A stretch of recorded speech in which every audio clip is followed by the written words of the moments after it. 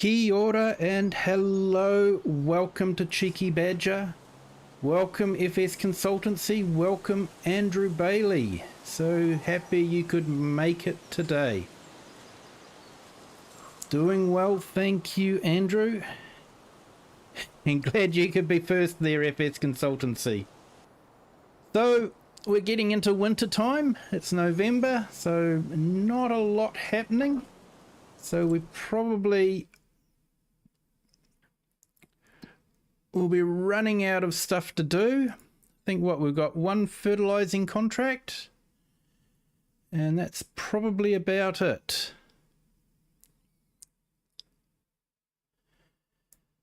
So we'll borrow that from there, and we'll get that done.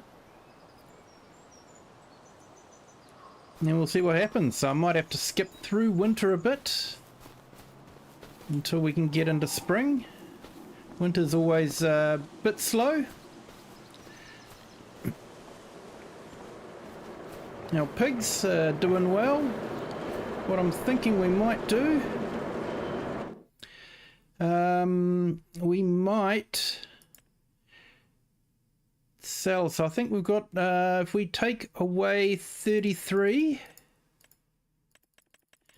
that should give us enough to, when they breed, they will have a full pen with the piglets. So I think we'll do that.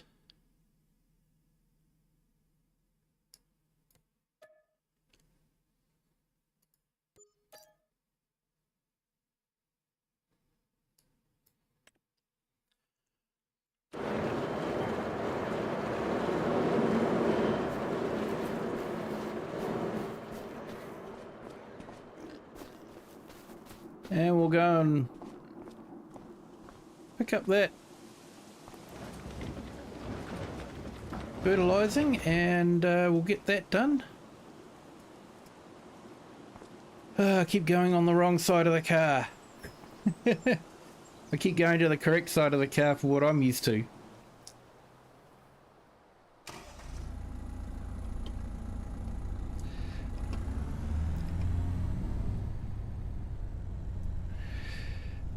And how did your stream go, FS Consultancy? I hope it went well.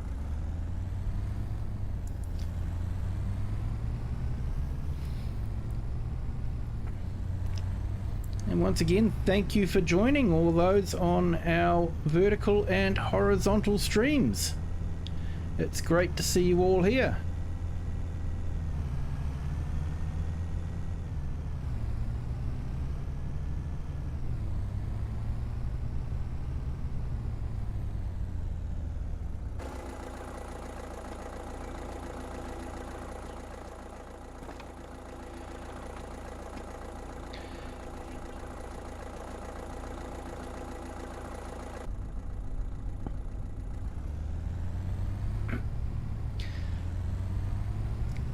So Giants basically put a big announcement out, or a big blog out.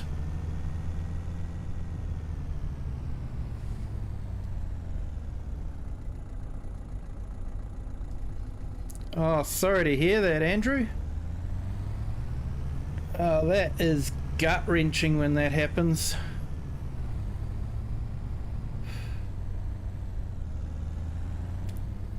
Yeah, I really do feel for you, mate. That's tough.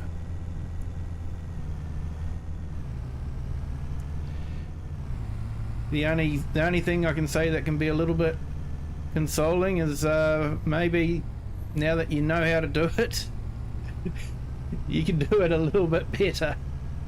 Not that there was anything wrong with what you'd done. That was fantastic. That was absolutely awesome what I saw.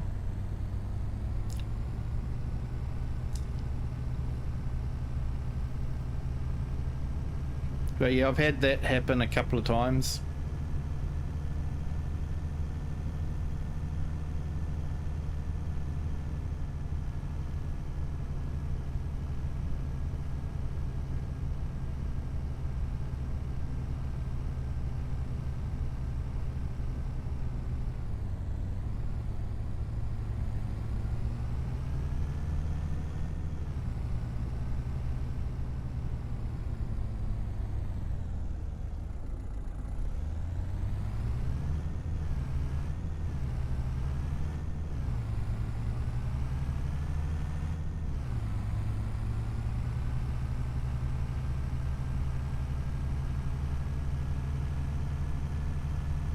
Oh wow, we've just jumped up another 2 subscribers.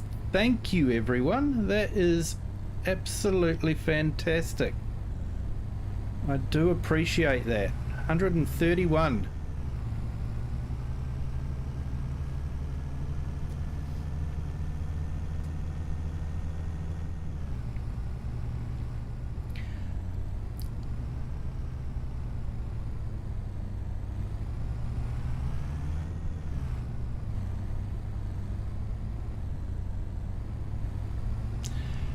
Awesome to hear, mate.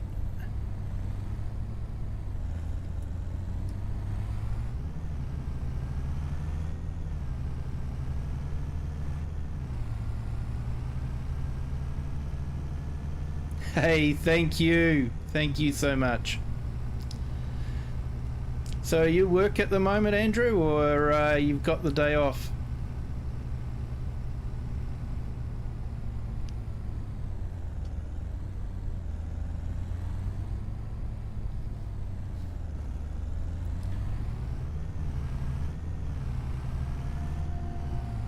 I had Farmer J and FS Consultancy streams running in the background at work.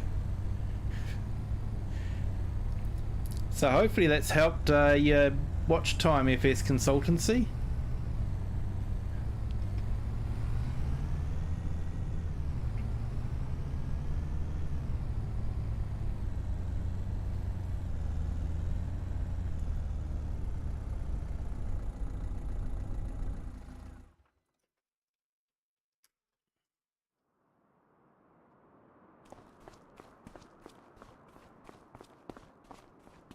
Okay, looks like we're in a New Holland today for the fertilizer.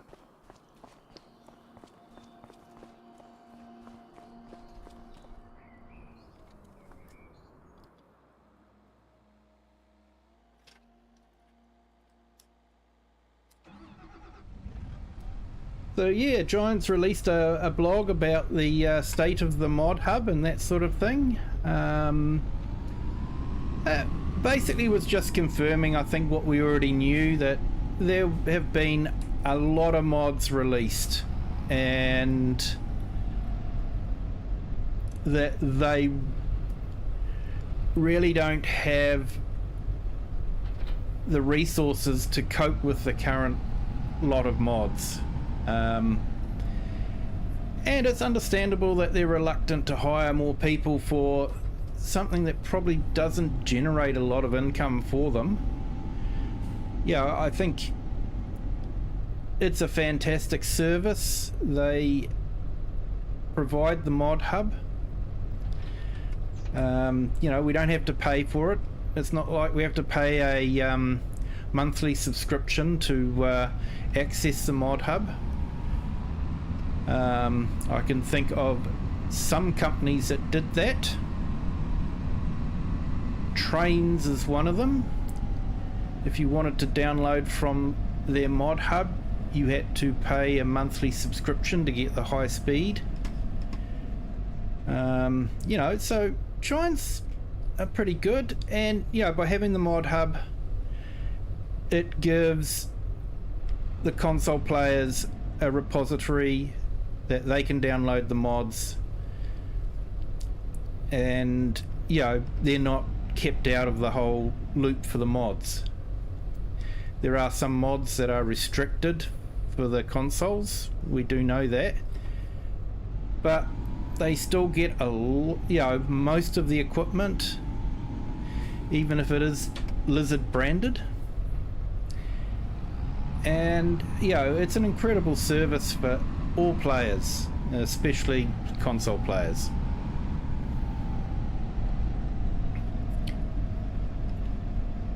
There were some things that they didn't address too much. There had been some cases where people seemed to jump the queue, and I'm not sure they fully addressed that, but they may be more careful if they're aware that people are aware.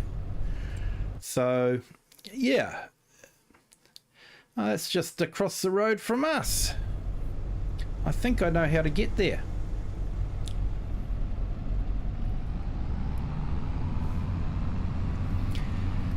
So it was an interesting blog, but like I say, it didn't really give me much new information.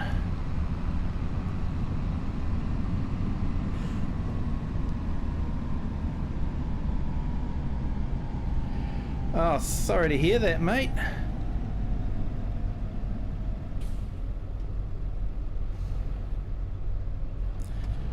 Oh, I hope you feel better soon, mate.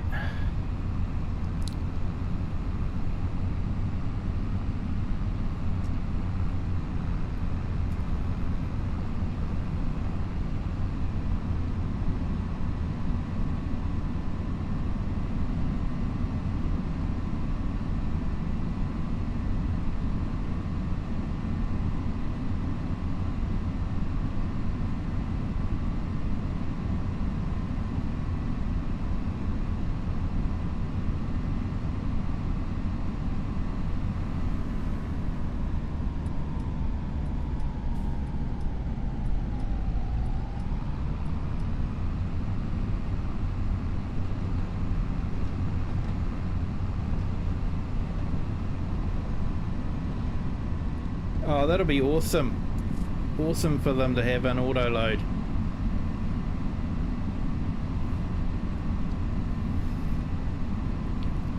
Another mod I found today in GitHub was the enhanced finance mod.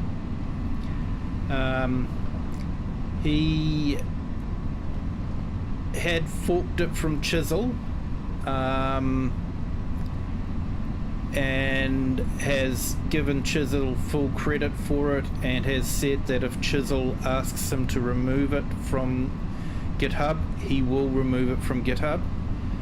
But he has released it for FS25, and the idea of the mod is you can take out a mortgage over a set number of years and have the repayments and interest calculated on a monthly basis, which I think is absolutely awesome. You know, especially if you're starting off, you know, you can build your farm. You can say, right, I'm gonna say I've got a $2 million mortgage, and so you can do that, and you know, you have to make repayments every month. So I used that a lot in FS22, so looking forward to using it in FS25. If Chisel agrees for him to keep it up, or maybe Chisel will release his own version.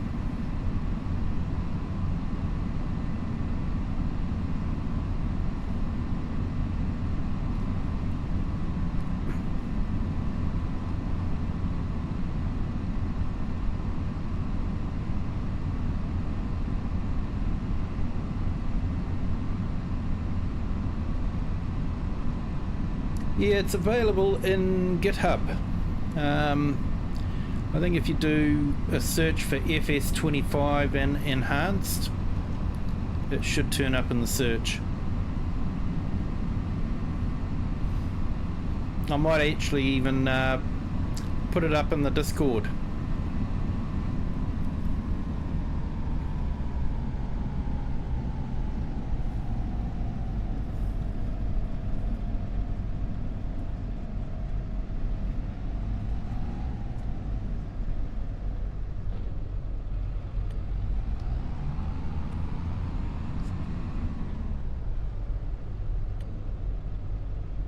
Now, I don't really want the worker to be doing this. I'm pretty sure I can do this.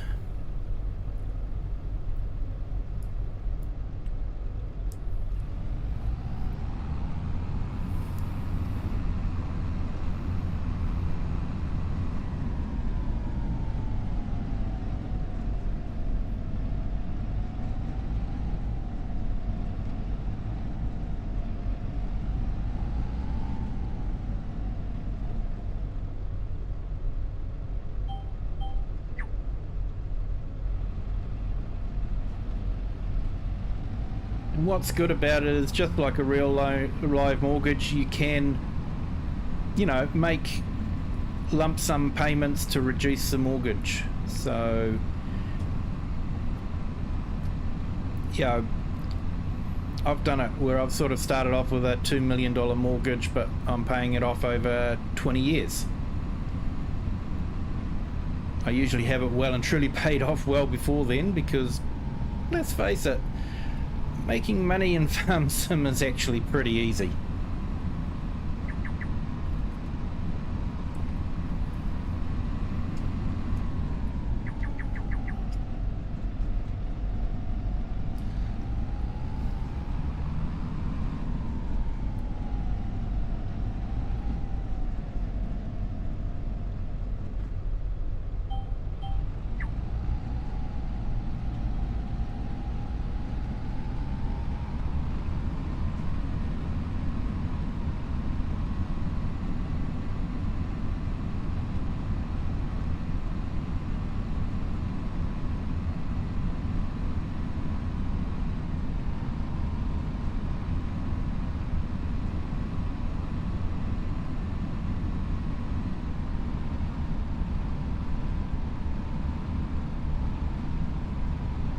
And talking of the warehouse mod, I'm going to have to rent one of those trailers too and sell some of the bread.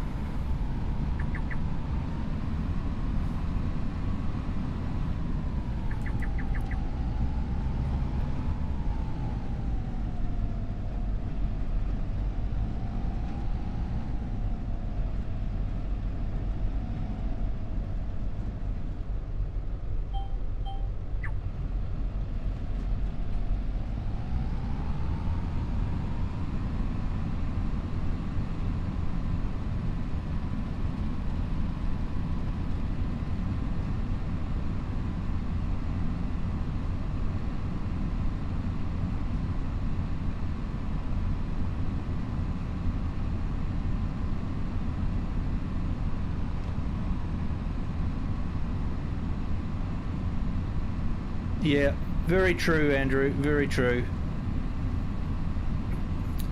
And like for this type of game here, I actually have it set on easy,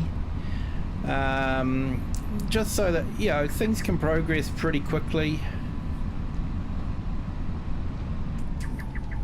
I'll be honest, I don't know how Daggerwin does it, but yeah, he can really stay poor for a very, very long time.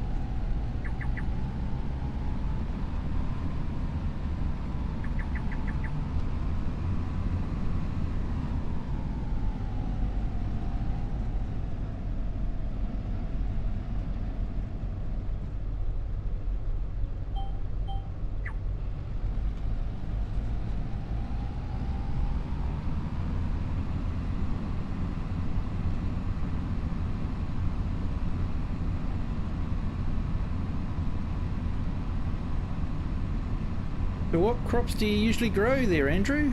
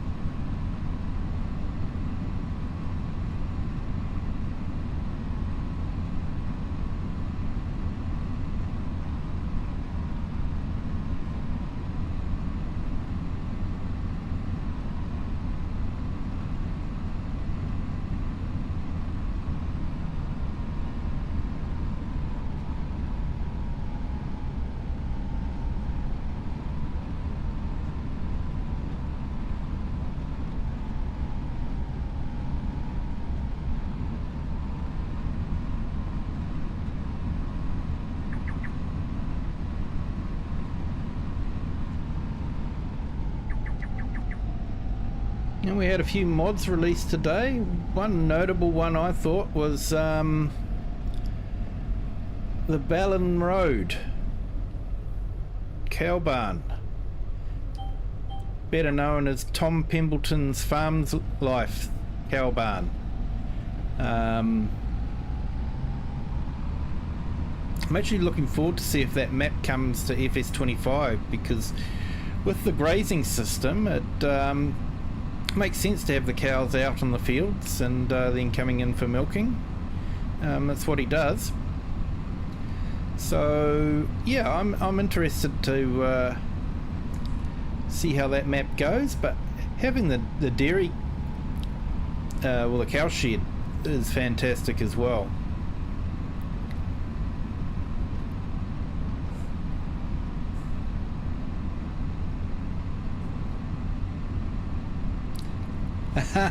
Good on ya. Yeah, I know the big buds have been released as well. I have to admit, I'm not into the big equipment like that. I prefer the smaller equipment. You know, they are an amazing bit of kit.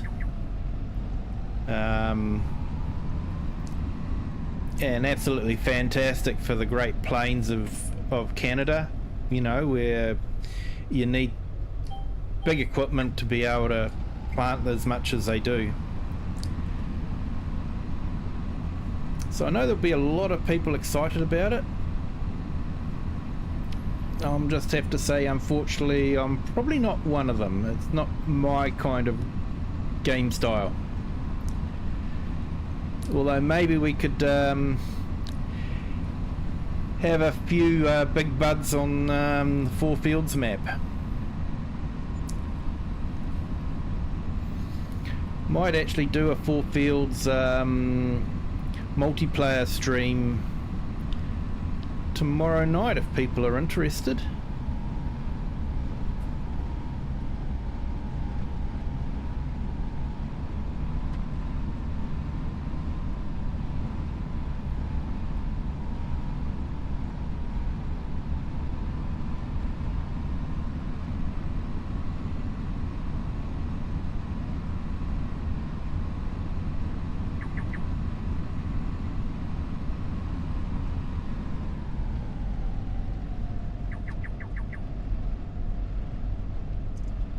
Hello Sydney Morse Jack, how are you today? Thank you for joining the stream.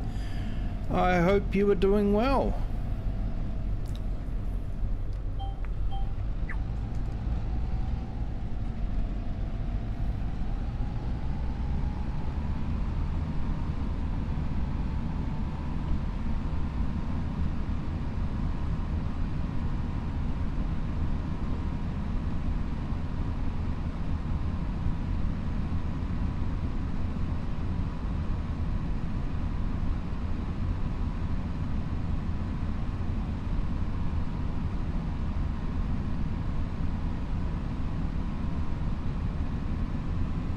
Thank you for joining us on our vertical stream. We do have a horizontal stream available as well if you want to join us on that and just have a slightly bigger picture. I've done my best with vertical, but yeah, the game doesn't play vertical.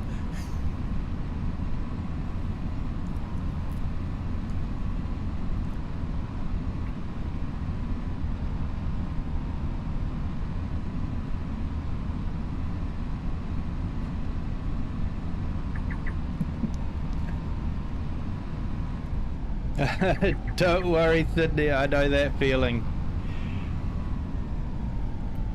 We got shouted a very big lunch at lunchtime today.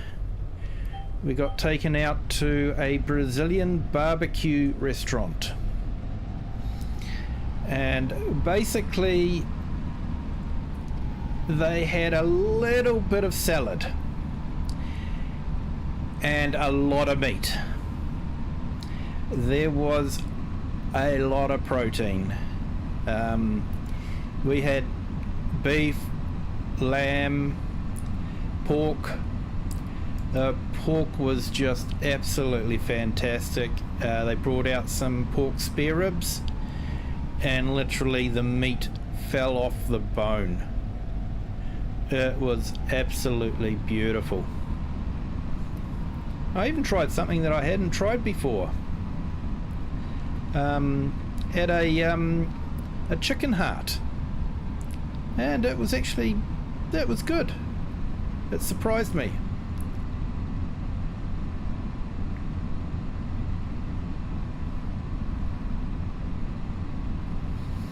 But yeah, with such a big meal, I didn't really need much for dinner, and I'm feeling rather sleepy at the moment. So I'll do my best to stay awake.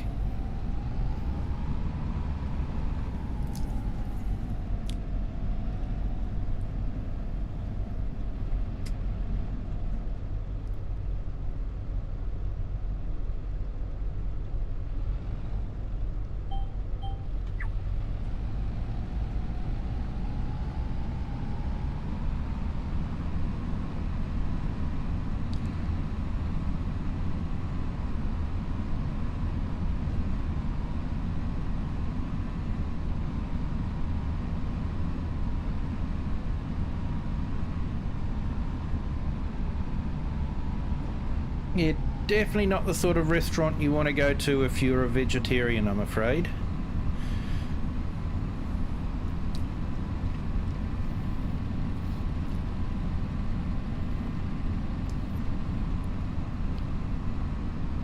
But yeah, they had some deep fried banana, that was great, and barbecued pineapple. And that was actually surprisingly nice.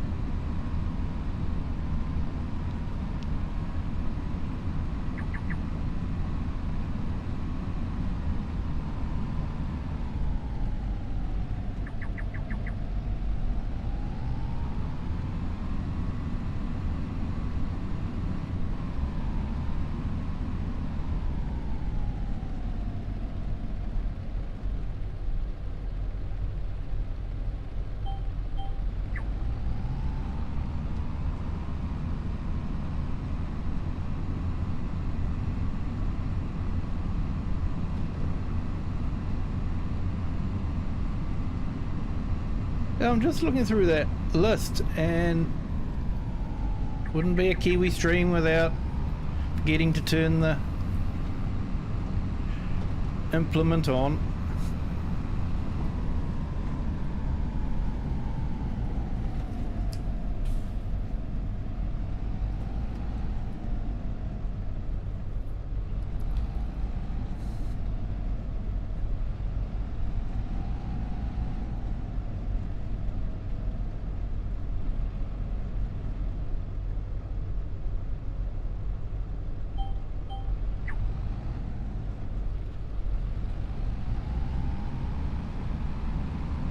Oh mate, you've made my day, Andrew.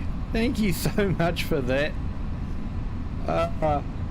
When I was younger, I used to watch a lot of David Attenborough, and I used to have his accent down pretty well. Hey, thanks Sydney, I appreciate it. That's awesome.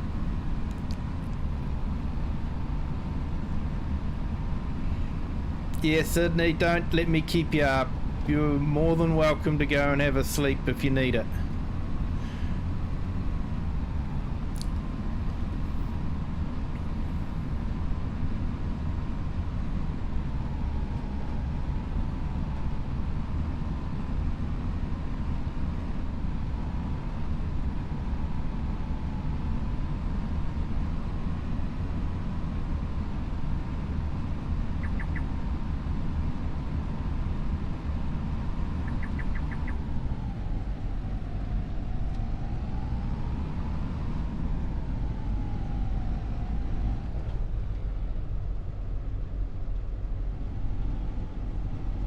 Yeah, I was hoping I was going to miss that one.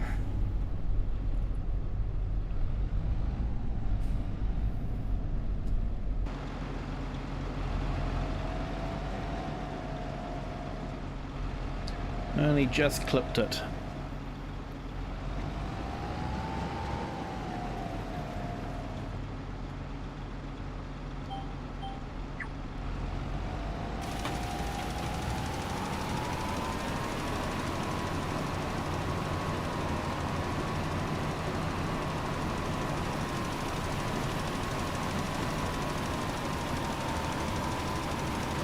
Hope they gave us enough fertilizer.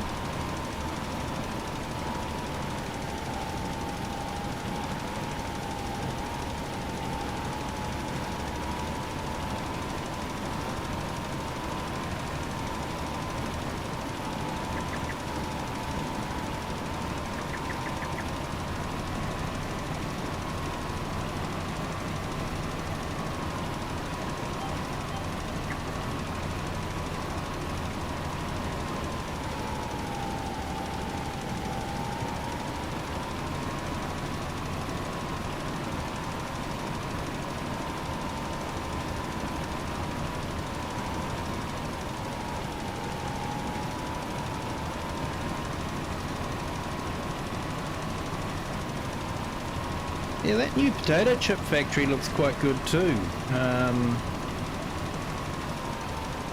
Looks like the recipe wasn't too bad. So, might try that out sometime. Grow some potatoes in the garden.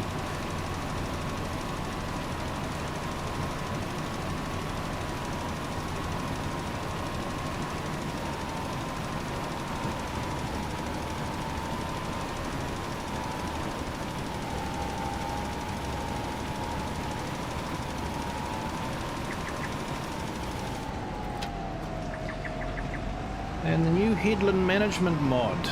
I'm gonna have to try that one out. I'm not too sure how it works. If it's just, I think it slows down the equipment and turns implements if you need to. So we'll have to see how that is.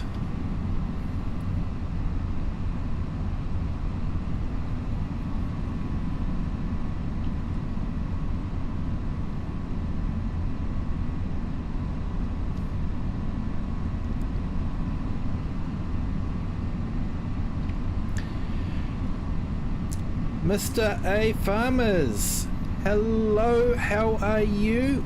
Welcome to the stream. Thank you for joining. I hope you are doing well, my friend.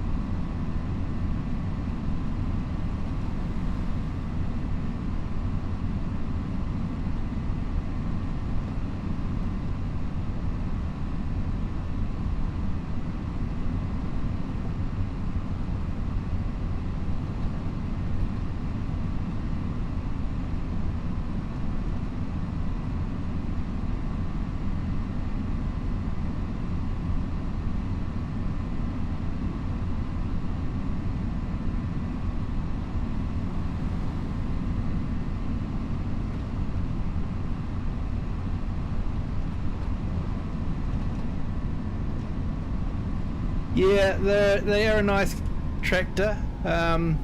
This one came on the contract, so that's what's good about the contract, is you get to use new vehicles. But I actually think the the New Holland's good value in the bigger tractor range.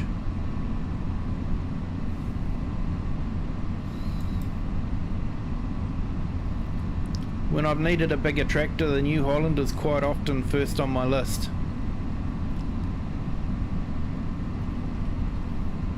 Especially when I don't have a lot of money. When I have a lot of money, I go for the Class TerraTrack, but when I don't have a lot of money and you know, I want bang for buck, it's definitely the New Holland.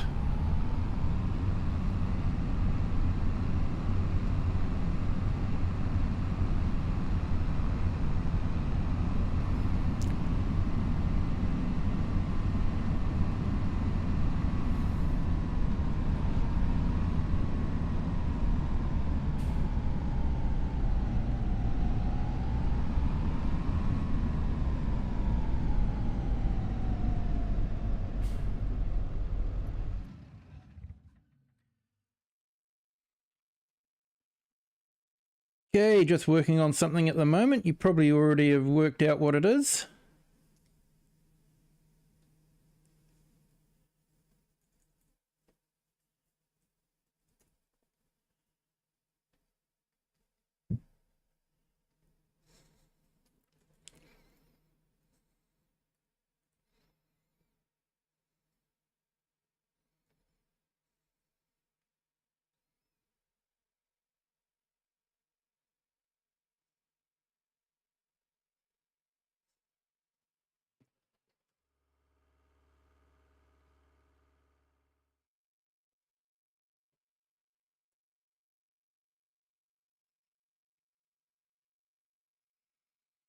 Have some refreshments on me.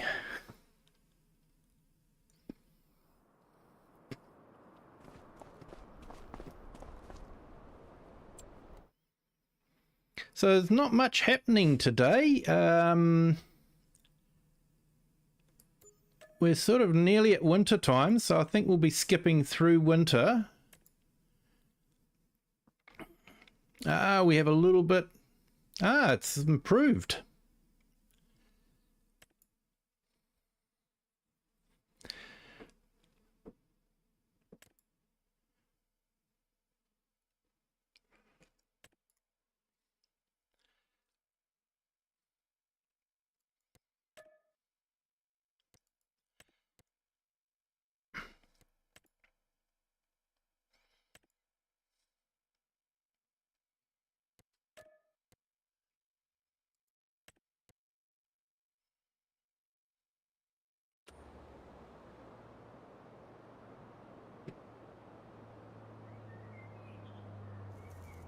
Okay, maybe we'll do a couple of these contracts.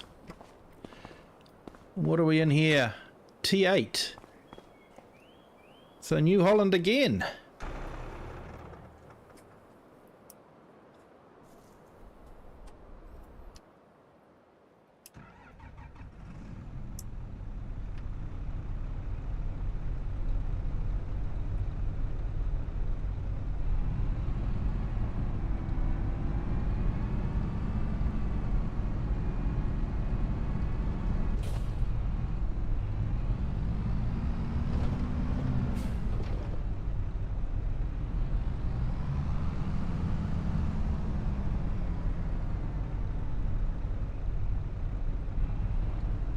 Thank you there, Andrew.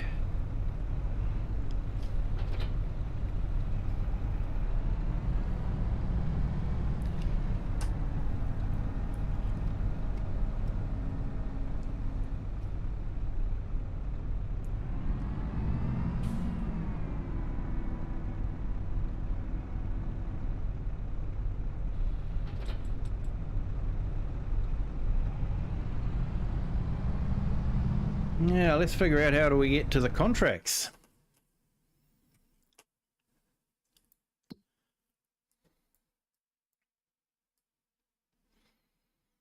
Okay, so we've got one down there.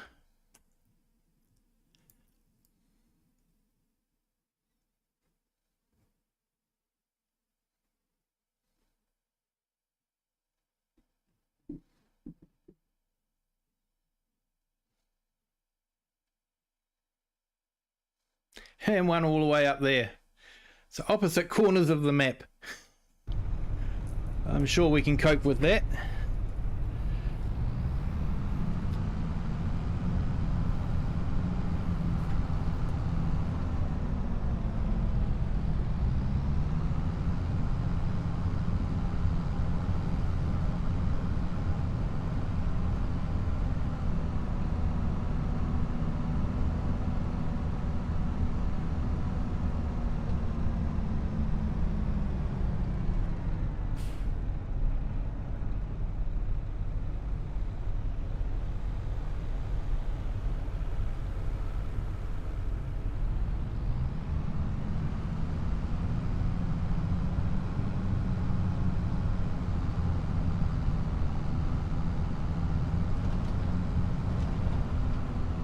Yeah, I've definitely got all messy at Calmsden Farm, but yeah, I went for the Dutchfar on this map, and it turned out to be a really good choice because it's got a top speed of 60 kilometers an hour, which when you're on a 4X map is really helpful.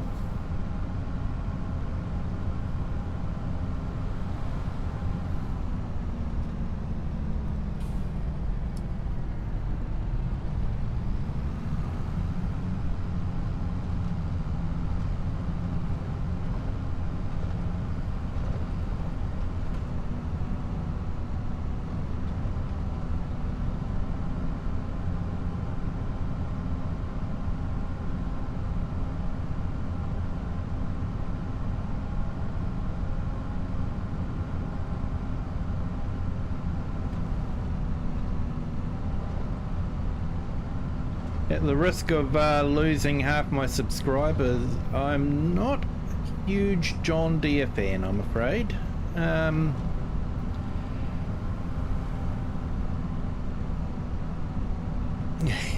Yeah.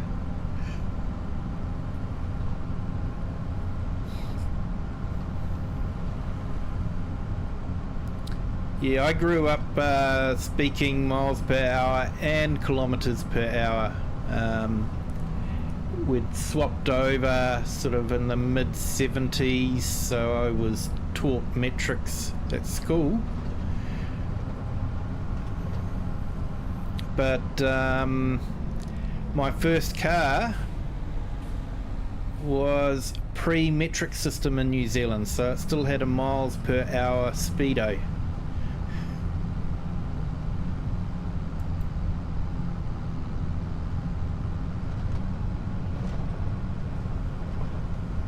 Yes. Yeah, they'll do, I think that's 70 kilometers in the metric system. That is fast, especially in a tractor.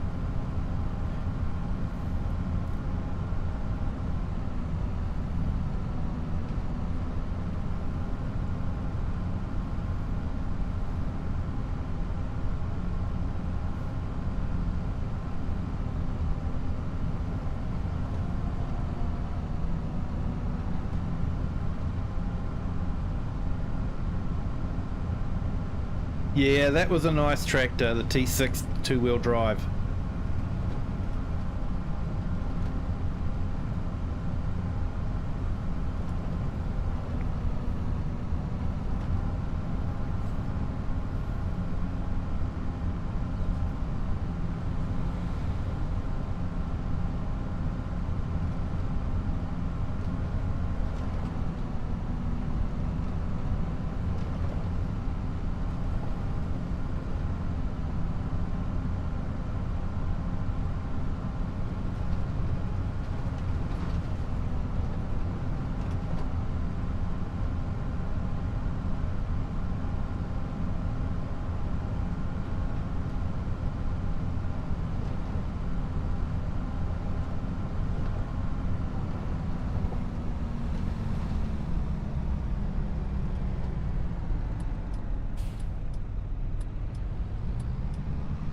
I do like the older Fords too when they are available. Hello Boca, how are you today? Thank you for joining. I do appreciate it. Hope you are doing well, my friend.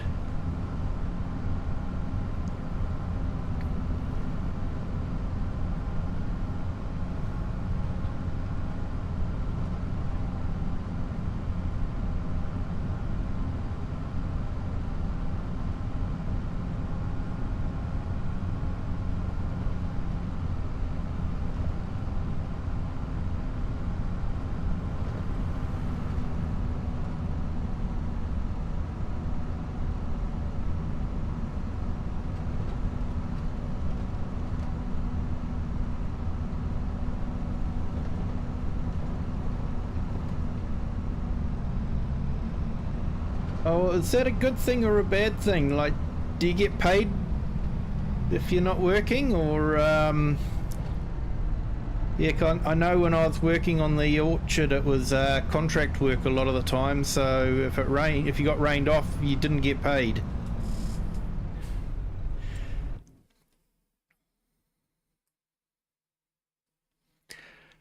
All right, yeah, I think we have to go all the way down there and then turn off.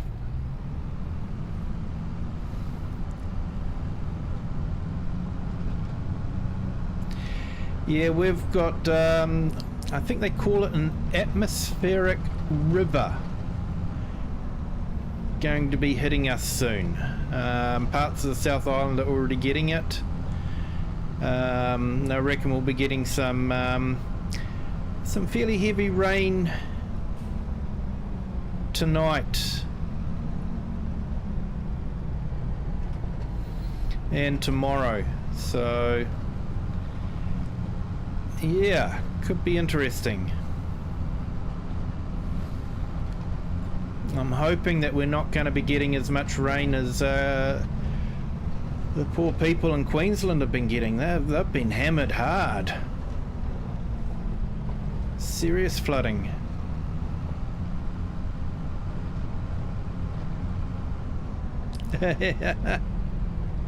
Oh, that's good, mate.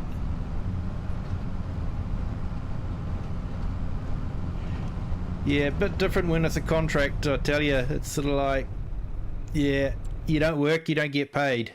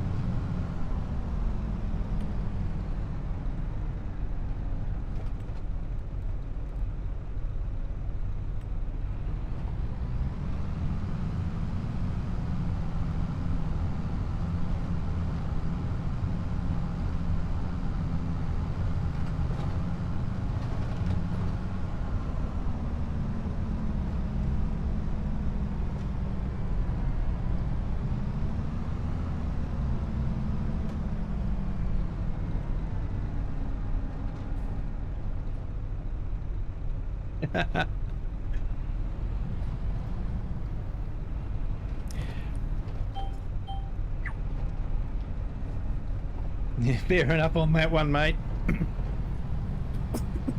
Oh, excuse me.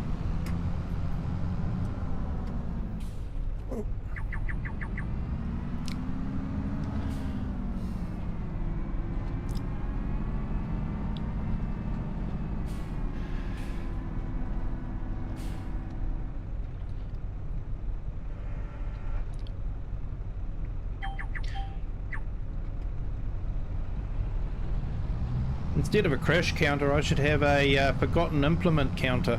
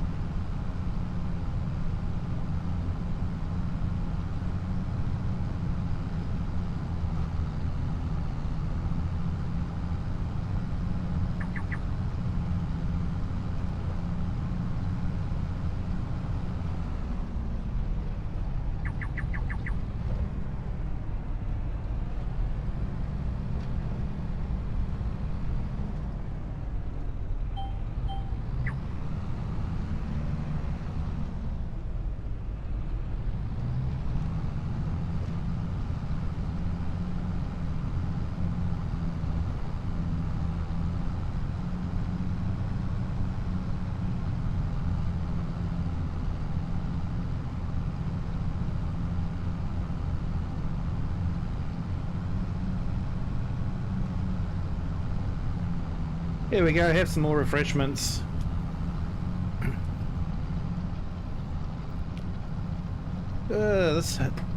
This hill's making it hard work, isn't it?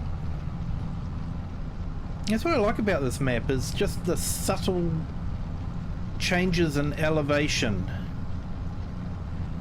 can make life interesting. You think, oh, it's a flat map, you know, I don't need a powerful tractor, but in some of these fields you do need quite a powerful tractor.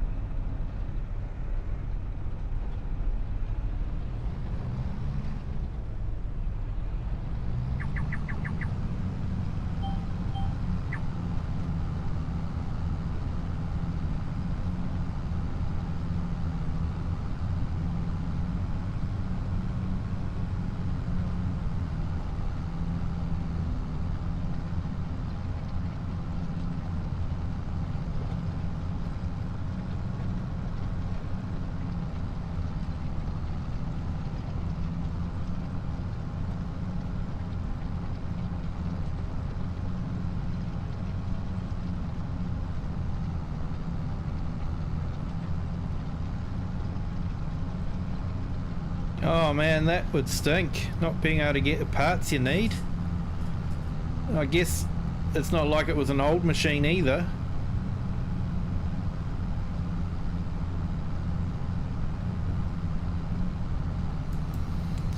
Oh, that is a tough one, Andrew Bailey. One tractor.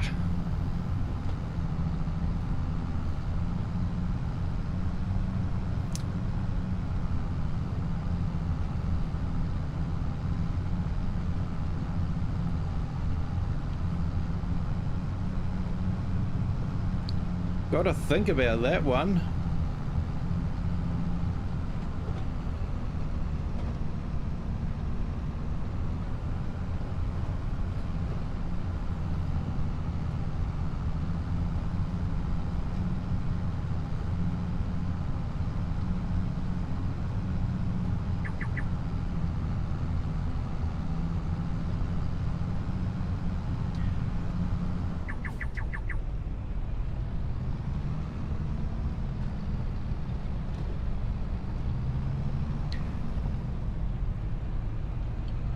From a practical side, I think I would almost be going for a Voltra. They do look awesome, and yeah, they've got a good amount of power for the size of them, and the price of them.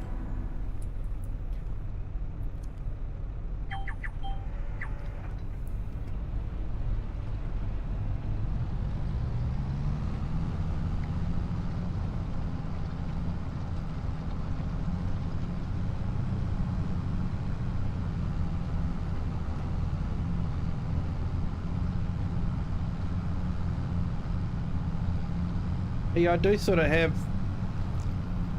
my favourite tractors for different size ranges. Yeah, I quite like the smaller cases, possibly because of Tom Pimpleton's farm life. You know, he has one, so it's possibly why I preferred them. I don't know. Yeah, I did go all Massey for Calmston Farm, and I'm happy I did. It's, you know, a nice thing for the farm. Bigger tractors, definitely for me it's the Terra Track.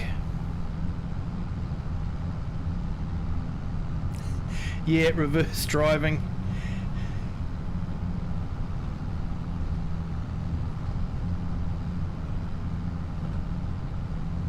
Yeah, fair enough, 100%. Massey Ferguson, don't blame you.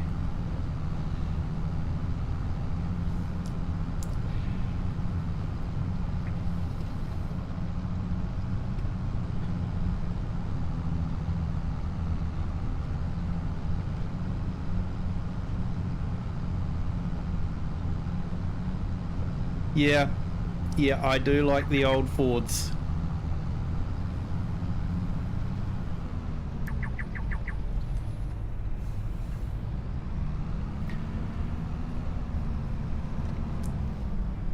And I do like the Massey 35. I think it's the 35, the little one.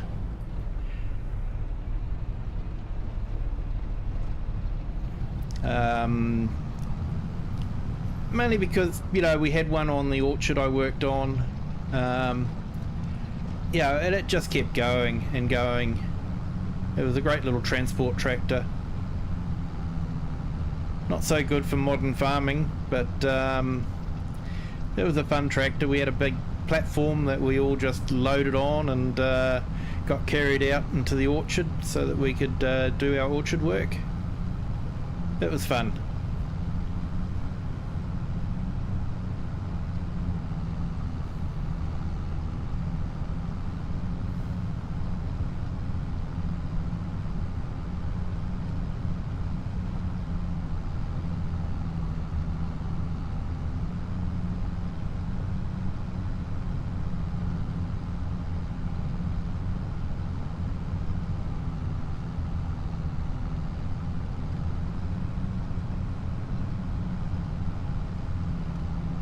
Yeah, you're definitely right there, Andrew.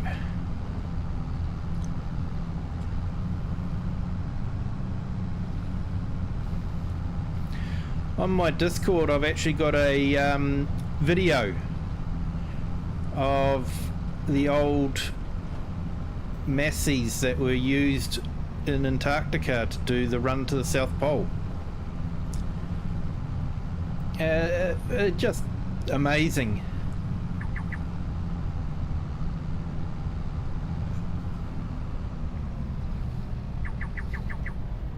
I actually saw one in real life. We've got one here at a Transport Technology Museum in Auckland.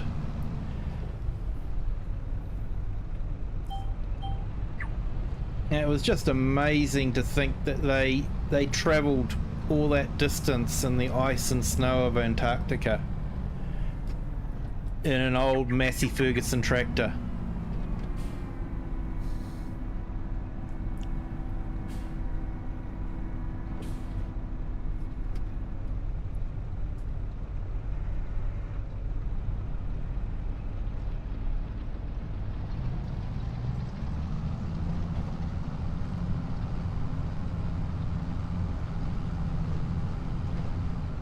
And they were saying that they had to use blowtorches on the fuel lines to thaw the fuel out before they could start it.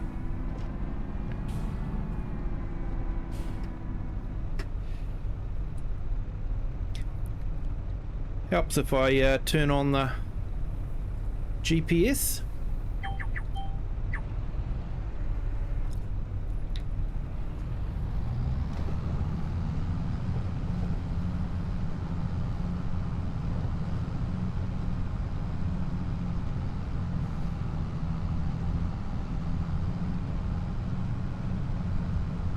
Yeah, no worries, mate. It's in the clips section.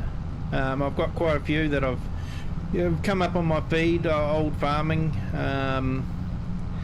There's one there from farming in the 30s where they were using the horse and carts and that sort of thing to pick up the hay. I was just sort of thinking it'd be really awesome if we could have some equipment like that in Farming Simulator. Yeah, we've got horses. It'd be neat if you could hook a horse up to a cart and load it up with grain and clip clop down to the grain store and drop it off.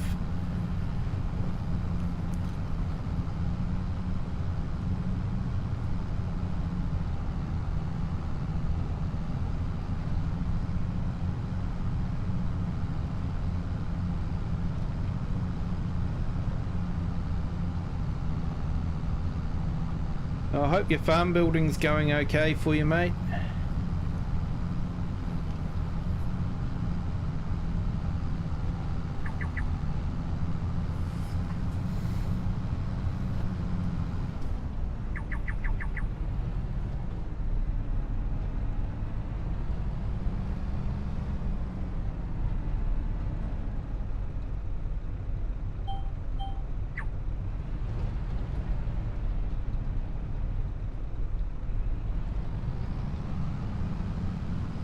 Yeah, I like the Mercedes as well.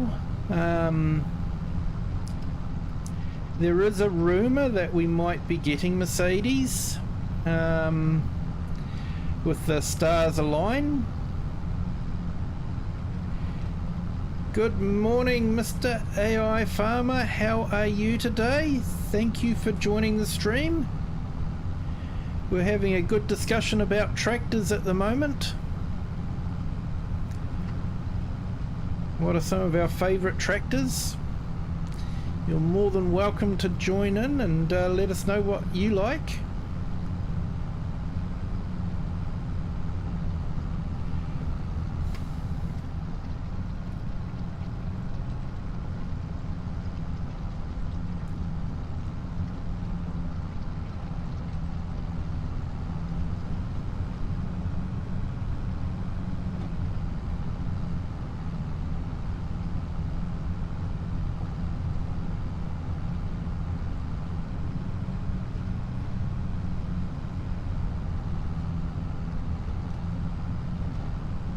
Yeah, class. Yeah, I am a big fan of the TerraTrack. That is probably my favourite big tractor.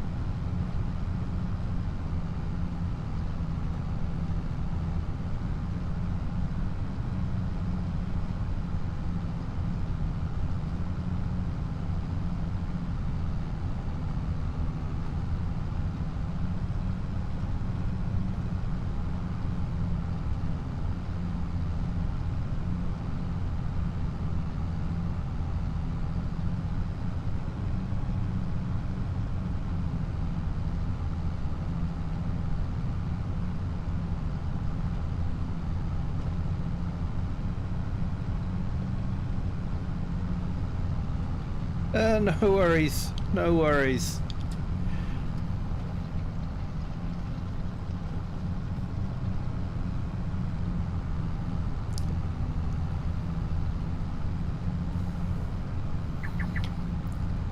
Happens to me if I'm watching something at work.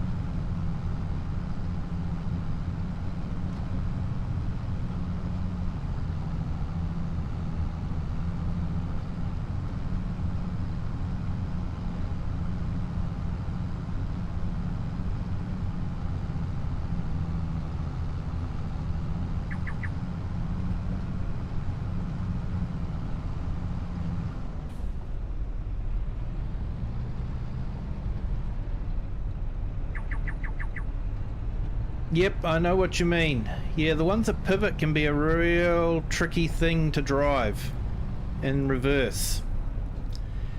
In the big class, that is good. Four-wheel steering. Definitely a nice machine.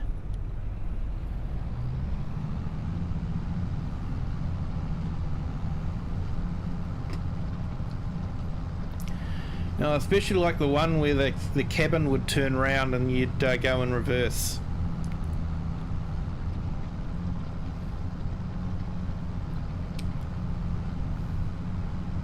But I don't think any of the ones we've got at the moment do that, unfortunately.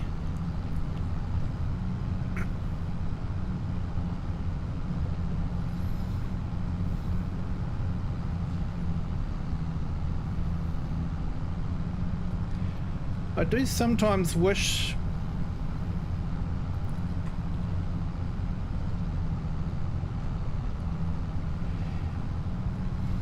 I don't mind the smaller cases around the farm, but yeah, the big cases, yeah, they don't rattle my cage much.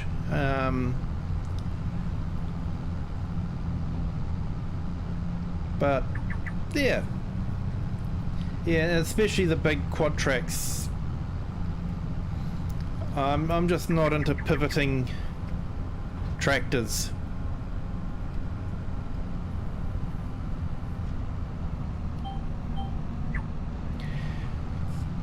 I'd much sooner go for one of the more traditional, big rear wheel, smaller front wheel, larger tractor than go for a pivot tractor.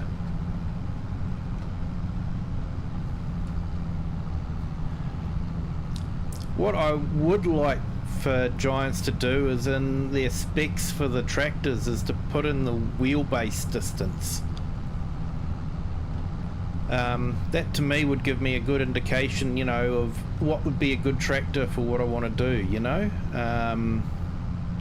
The smaller wheelbase is going to be way better for navigating around tight farms, so it would be nice to know which tractors had the smaller wheelbases and which ones didn't.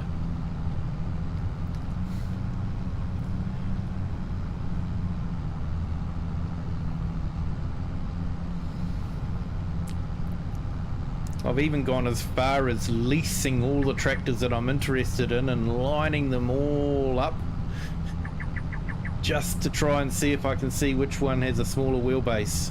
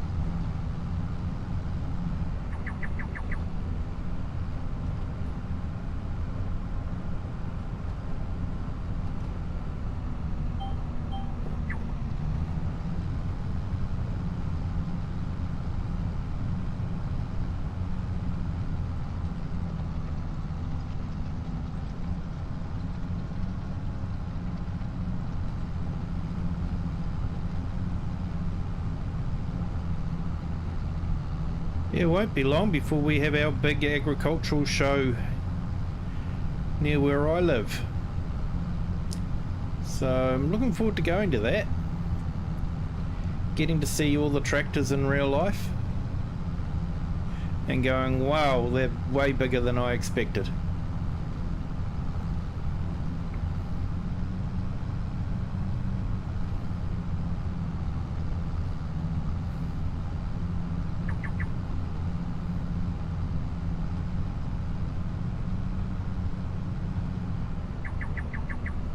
One year they actually brought in a huge potato harvester.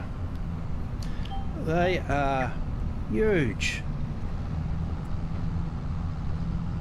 Couldn't believe how big they were.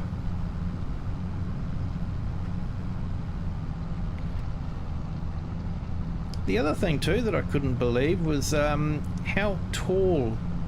Like, they had a class butterfly mower there, and it was folded up, and you're just looking at it going, this thing is so tall.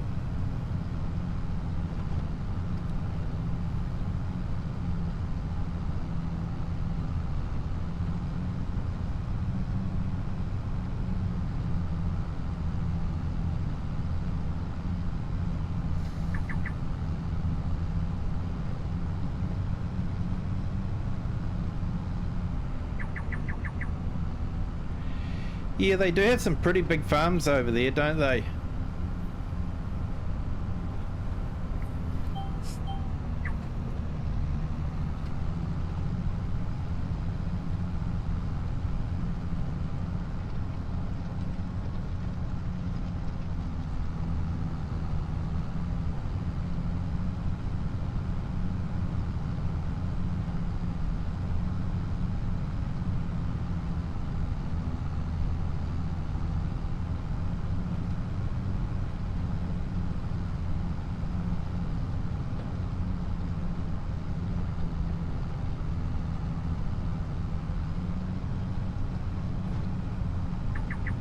The edge of the map isn't too bad here, but it's not quite as good as Calmsden, I don't think.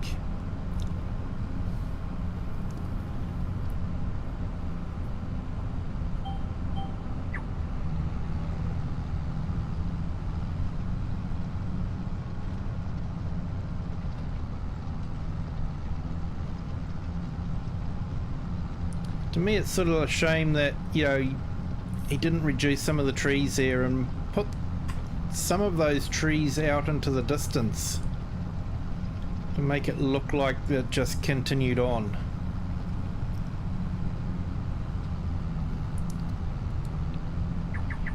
Yeah, no worries.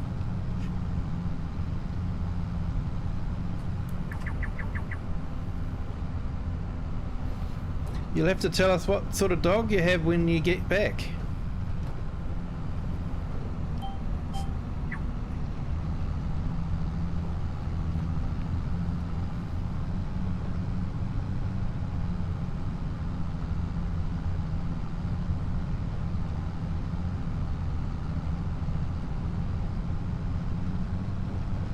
Oh, they are, mate. Yeah.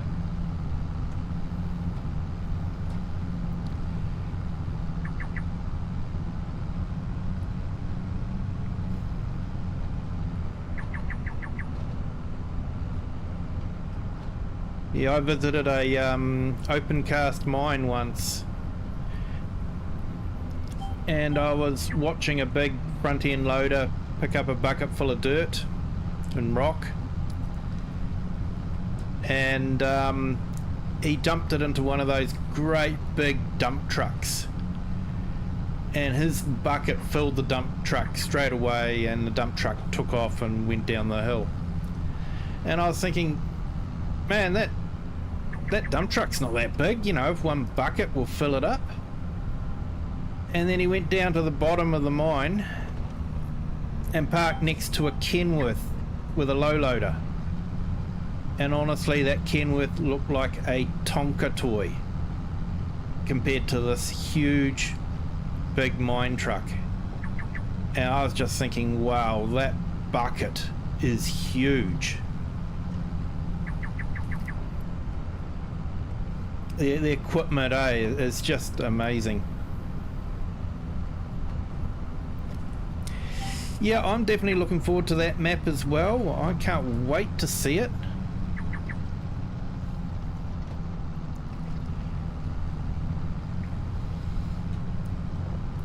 And according to Farmer Klein,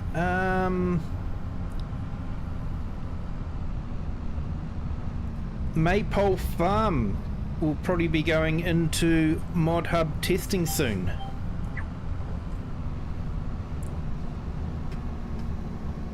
Yep, all good there.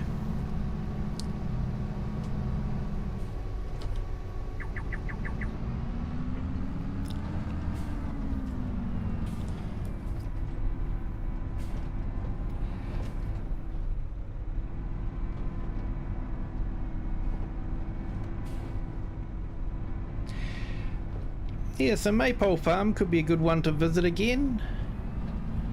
I did spend a bit of time on it. I think it was in FS19. But I never really got into it into FS22.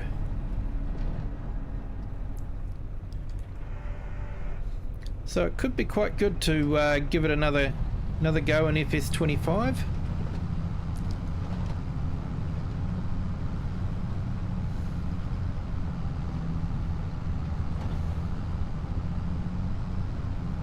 But yeah, definitely Saxlingham.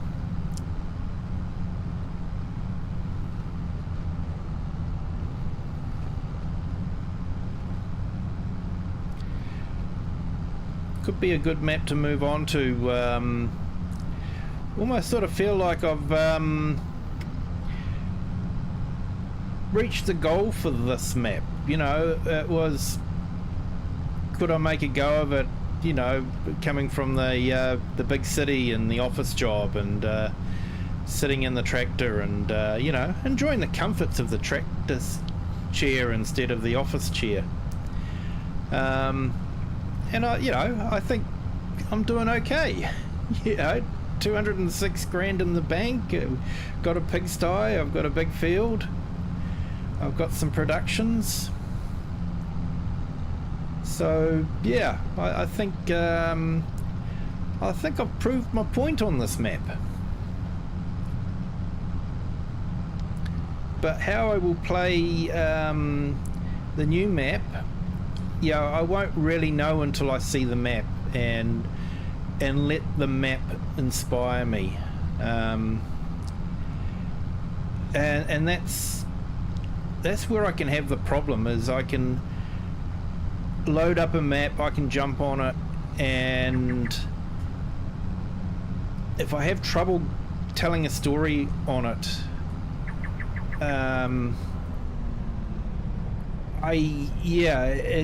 it can be difficult to start on the map.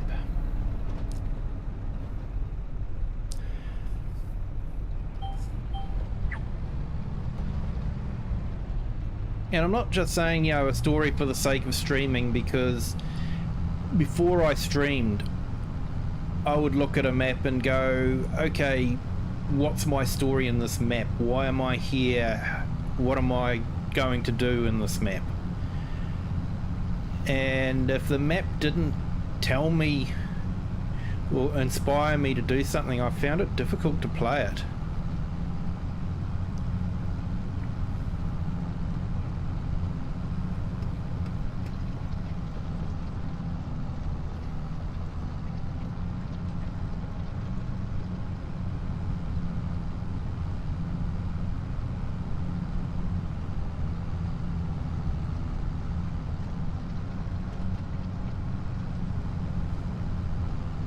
But I'm actually looking forward to doing a bit more on Calmsden. I've got a couple of storylines that I want to follow up on Calmsden. I think it'll be quite neat.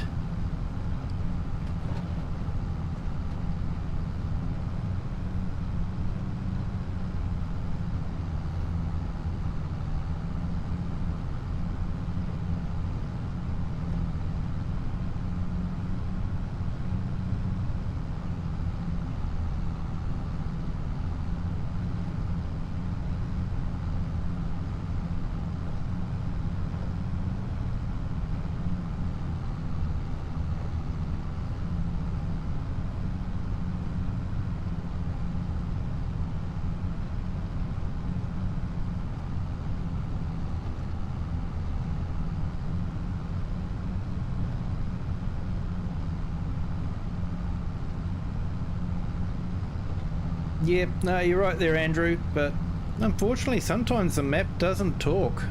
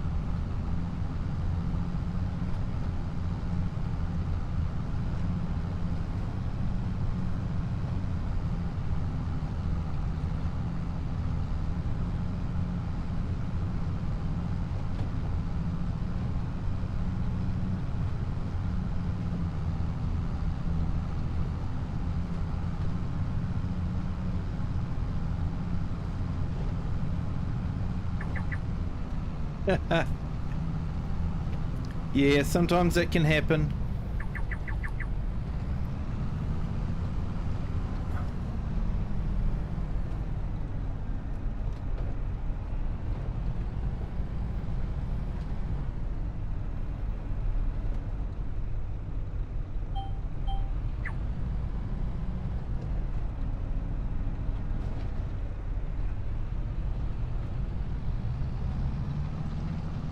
I think that's what I liked about Alien Jim's maps.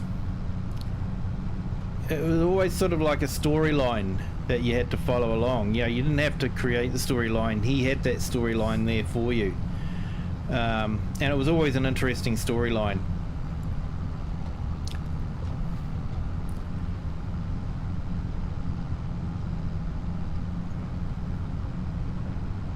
And Spectacle Island was absolutely amazing. Yeah, going onto that farm and yeah, having to tidy it up before you could use the animal pens was absolutely awesome. Yeah, you felt like you were starting off on a deserted farm and that. Yeah, it was the same with Mercury farms as well. You know, you're starting off with a boarded up house and you had to unboard it.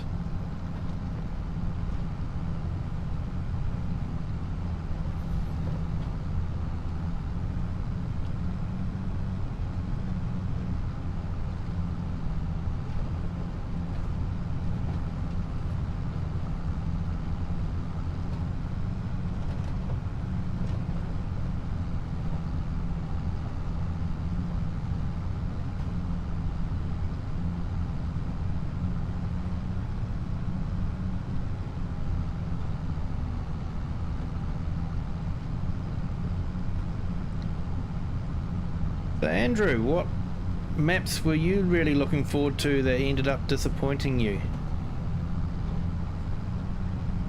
Just out of interest?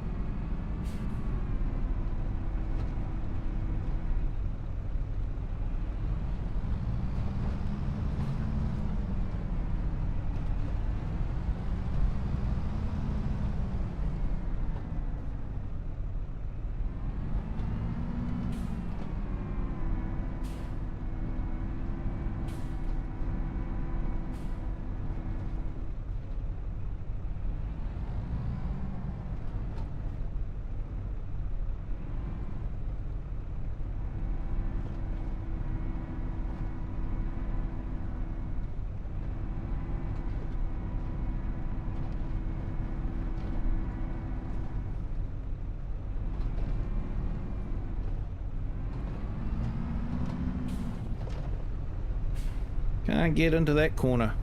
Never mind.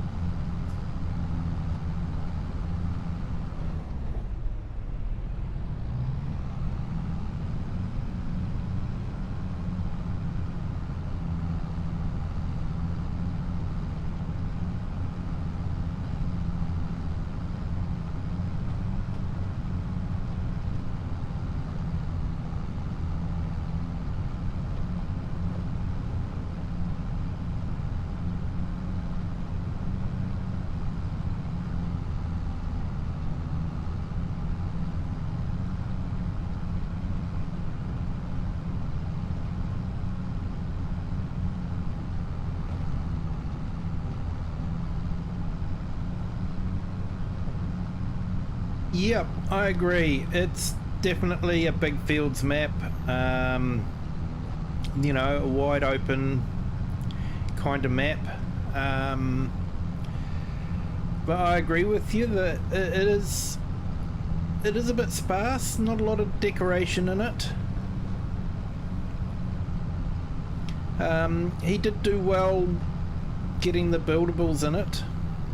Hey, Nacho! Thank you for joining. How are you? Hope you're doing well. Yeah, there was a couple of things with the Michigan map that I just... yeah,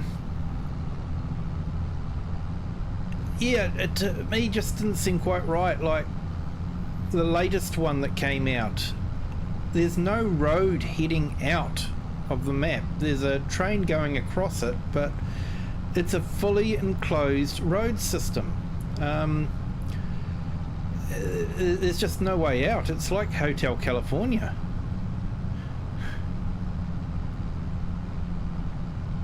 Oh, that's good to hear, mate.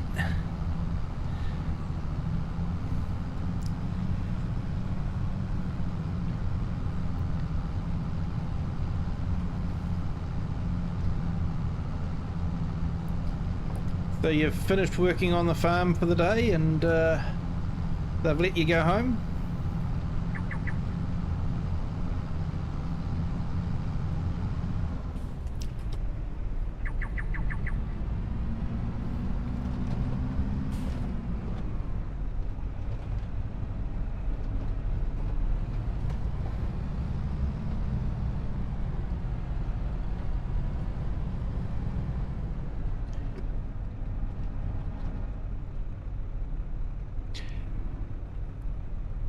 Yeah, I'm hoping Alma, Missouri will be quite a good map.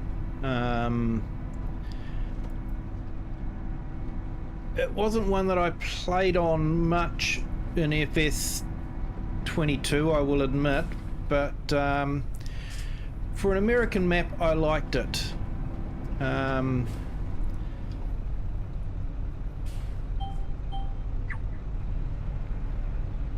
But one American map that I really did like was Griffin, Indiana. That one just screamed a story to me. Hello, CS Benji. How are you? Hope you are doing well, my friend.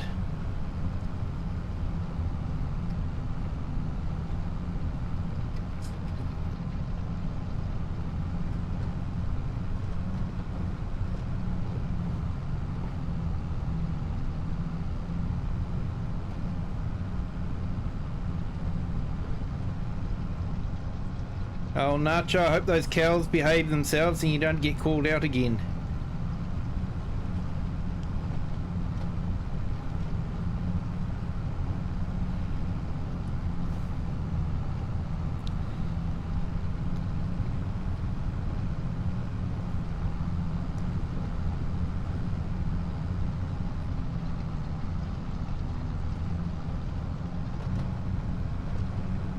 Yeah, I can't wait to check it out and see what sort of story screams out at me on that one.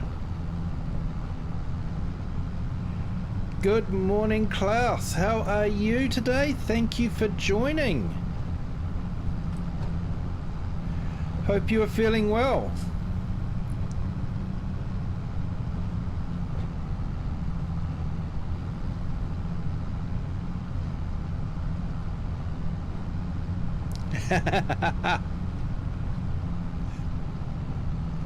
Good on you, mate.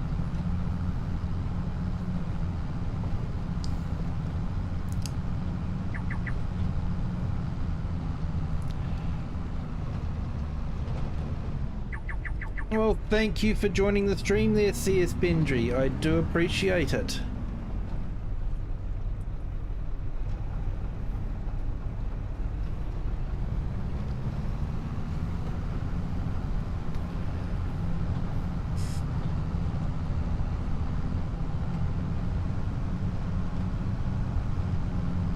Oh, that's good.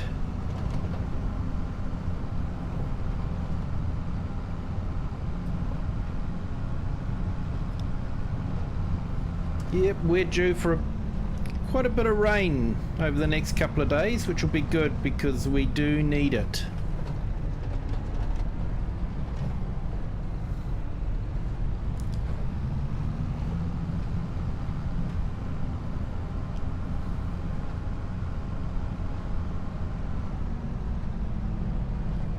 We've got what they call an atmospheric river heading our way.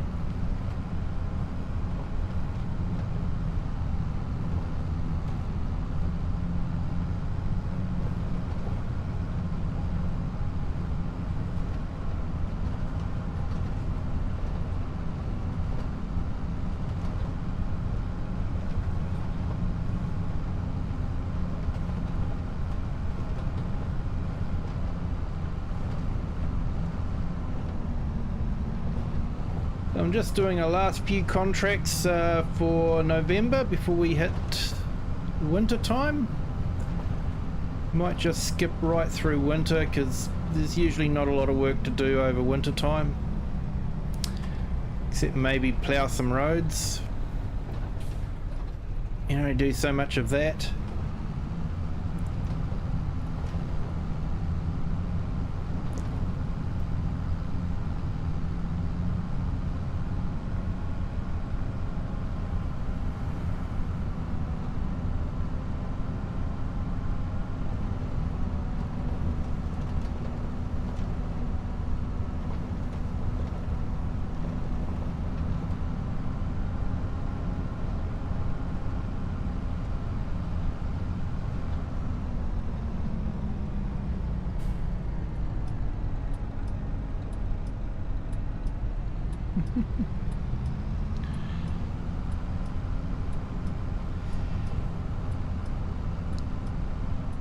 He does have that kind of voice.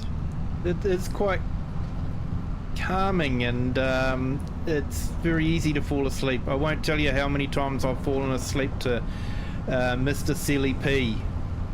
I'll put one of his videos on, and yeah, I'm feeling a bit sleepy, but wanting to, you know, catch up on the latest mods or something like that, and hello, before you know it, his video's finished and I've still got no idea what mods are like or anything like that.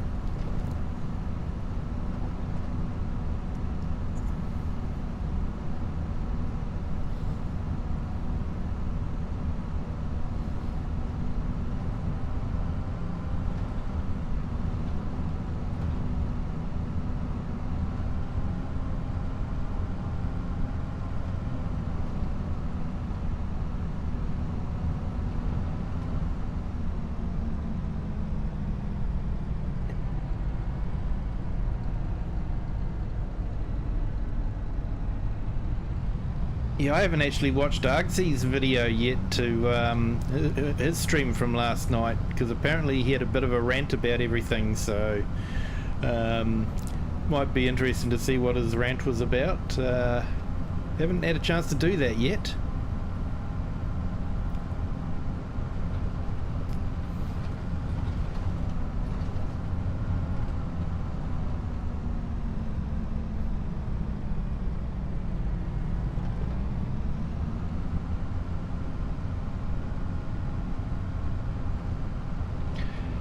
Right, I think I'm going to park up here.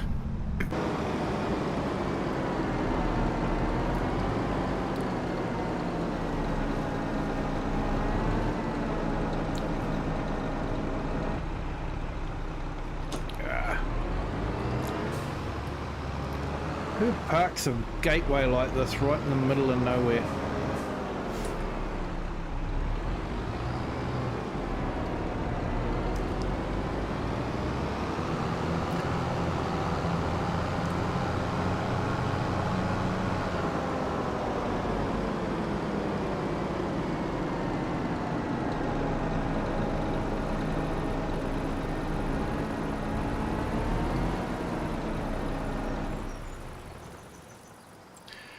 I think we've got time to sleep.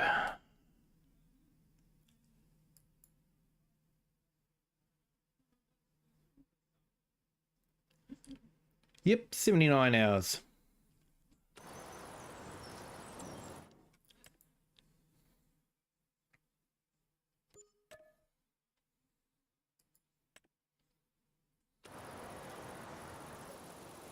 So I might just have a quick sleep. And then we can start on that other contract.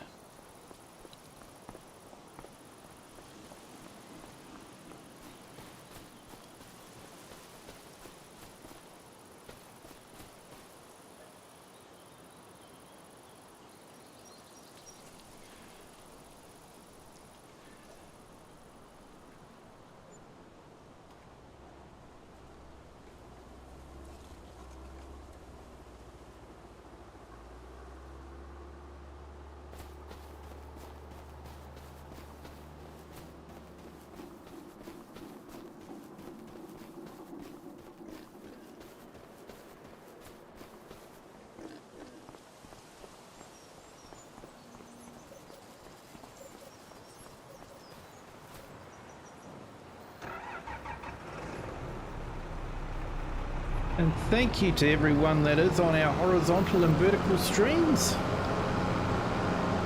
If you haven't done so already, if you could remember to hit the like button, that would be fantastic. And for those that haven't subscribed yet, it would be really great. It will help the channel so much, and it doesn't cost you a cent. And we've been known to throw the odd coffee around as a bit of a bribe as well.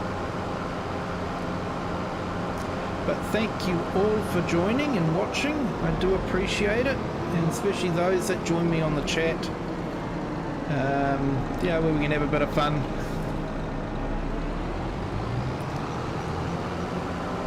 I do thank you for that as well.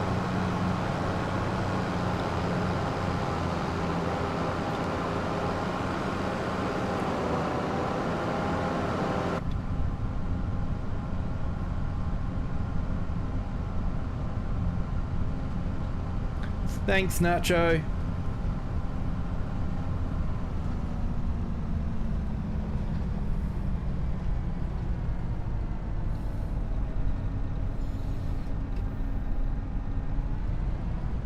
So everyone in chat, Andrew asked a excellent question. If you could only have one tractor, what would it be? If you let me know in the chat, then I'll let you know what my answer was and the reason for it.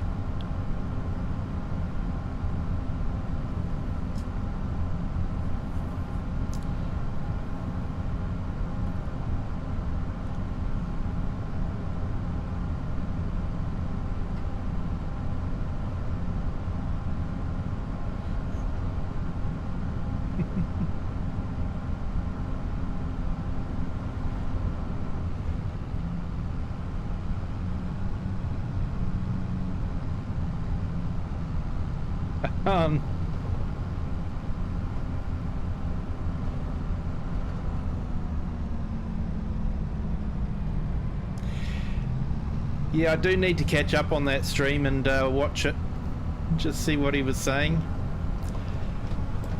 I did say earlier on in the stream myself that, you know, I read through it and I felt that what they said in their blog post was basically what we already knew, that they had been absolutely inundated with mods, that they didn't have enough people to get through the mods quickly. Oh, did he? Oh, they... Nightbot. Ah, mate, come on, Nightbot.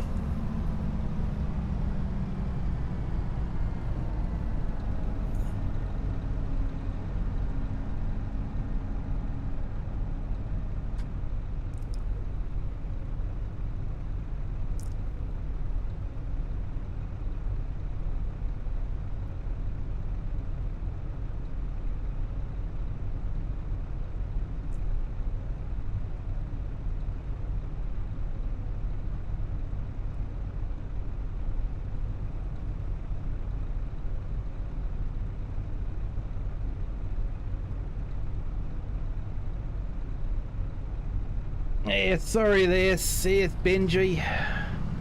Hopefully I've fixed it so it won't happen again.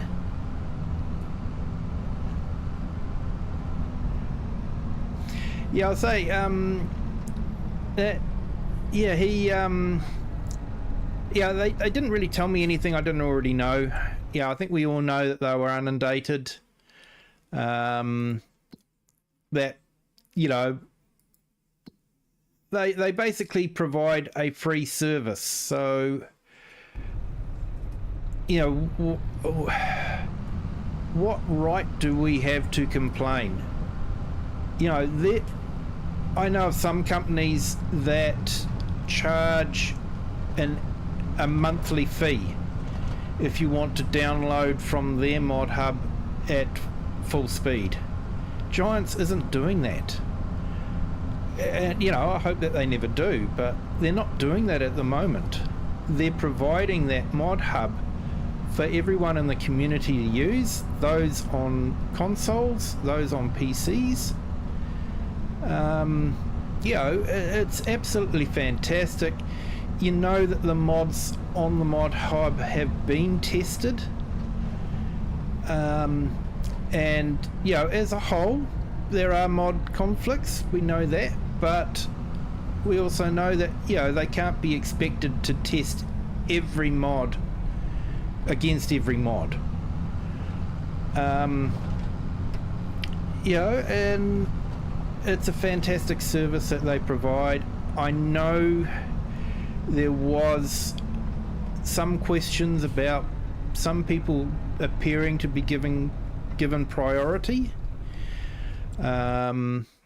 and they didn't necessarily address that well with their answer, but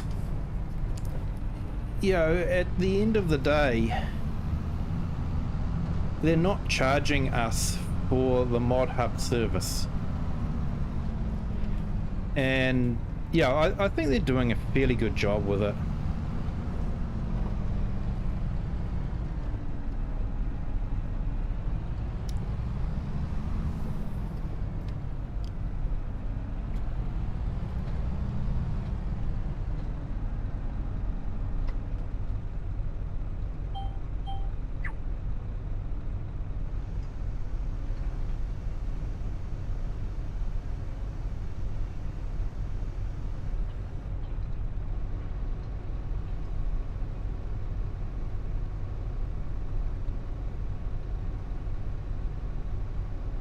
Yeah, I agree, Klaus. I'm not fully aware of what's happening with Star Citizen, but I know that there's a lot of games that, you know, have tried to do what Giants have done and haven't succeeded as well as Giants has.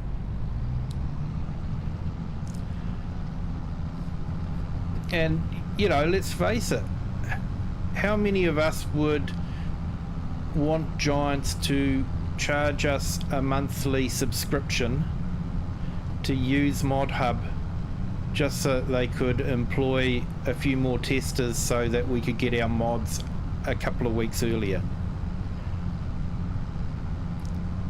Yeah, it's an economics thing, isn't it?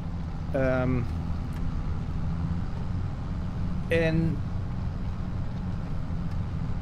you know, it's sort of like you hire people, you know, to clear a glut and you know, in 3 or 4 weeks time that glut's cleared and you don't need those people anymore. So what do? You let them go. That's not fair on those people.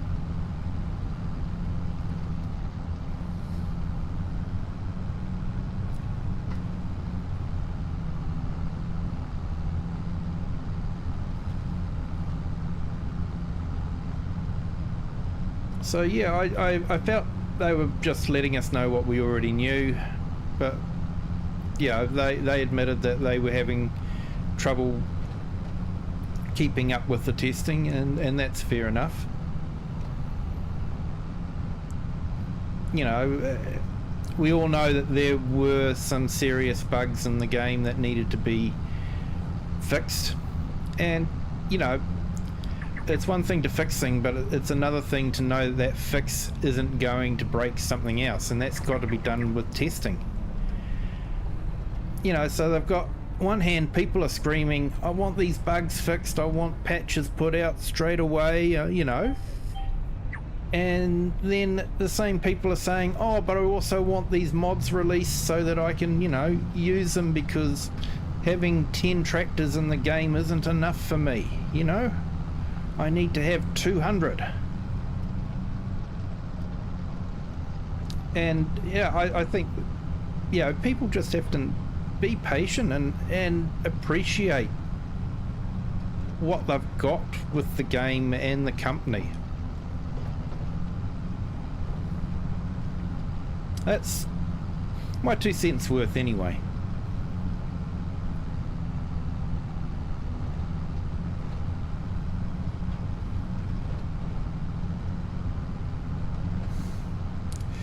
Yeah, there you go, CS Benji. You should be safe now from Nightbot. My apologies, sir, but it did work out in our favour on an earlier stream when we had Mr. Negativity come on and want to express his negativity to certain people.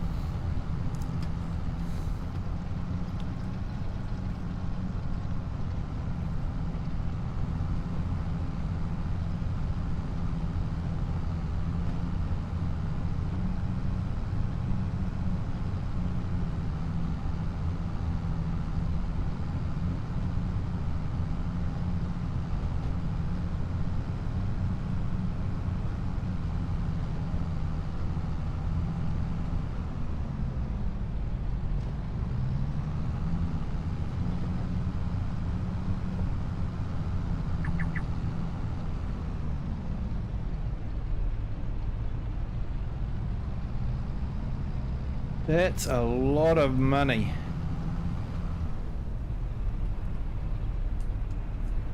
That is a lot of money. That's... yeah.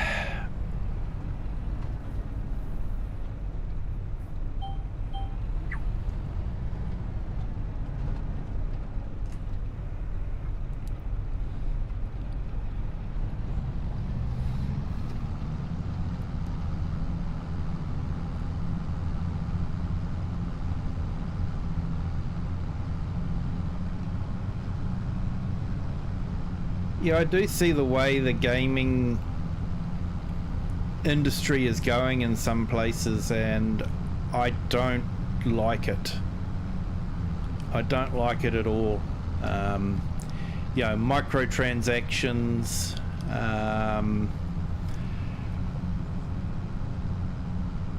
loot boxes. I think that they should be completely banned as gambling, and gambling aimed at children. There's no way a game that's played by children should have a loot box.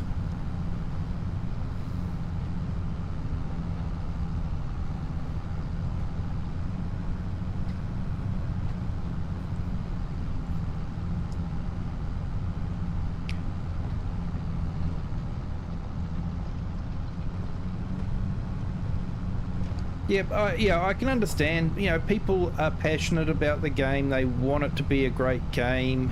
Yeah, and I can understand the passion. But you know, to me, it's a great game. I rarely buy or pre-purchase games, and I'll be honest, the few that I have pre-purchased, I have been incredibly disappointed with. Hey AI Farmer, just having an interesting talk about you know, how people feel about giants and, you know, that sort of thing. I was just saying, you know, I've pre-purchased only a few games, and as a whole I've been really disappointed with my pre-purchases.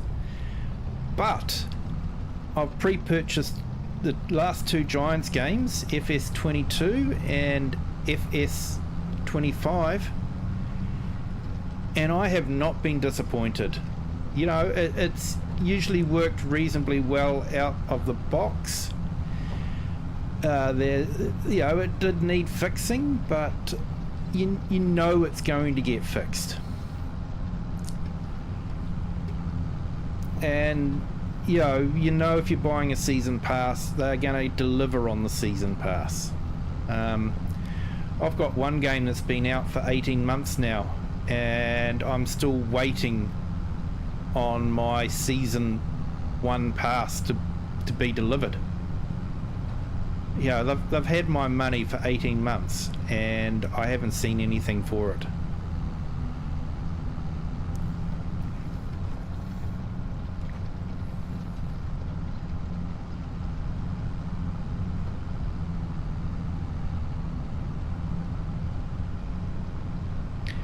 Yeah, I think they fixed a lot of things.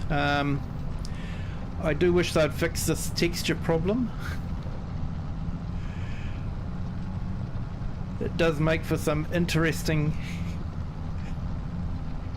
I've definitely done some things where I've looked behind me and gone, oh, I forgot to drop the cultivator, when just basically the cultivated ground hadn't caught up with me.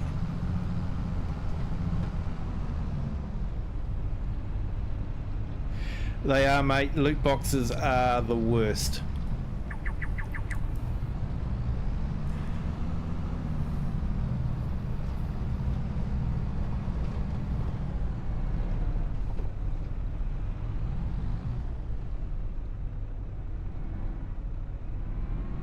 And the trouble is, you know, if people didn't buy them, they wouldn't keep them in the games.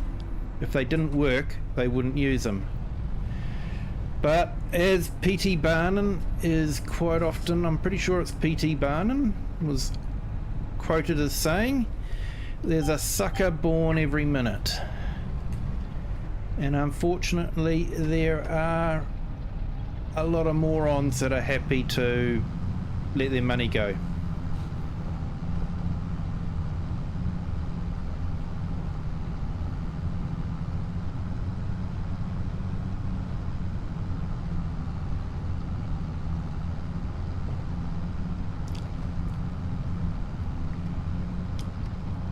Yeah, I think the PlayStation was really hit hard, wasn't it, with the game and crashing?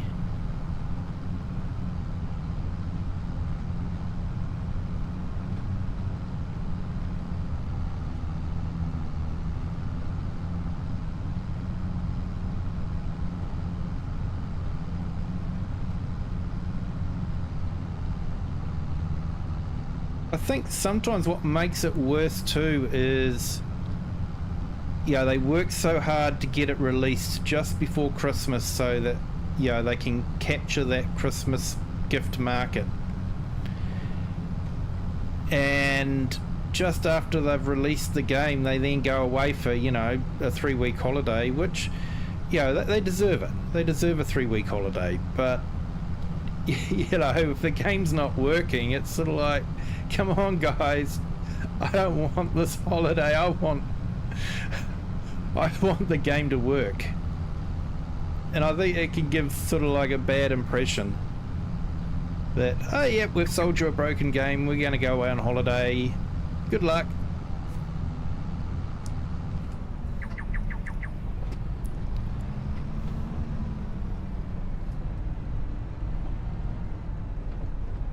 you know, maybe if they released the game earlier, they'd still capture that Christmas market, or if not, it's more than likely it's been sold before then.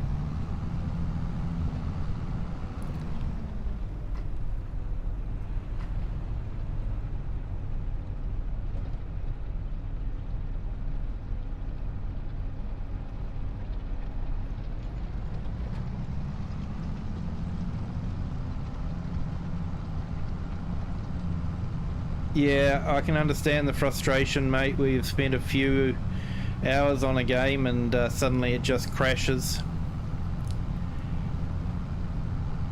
It can be incredibly frustrating. It has happened to me.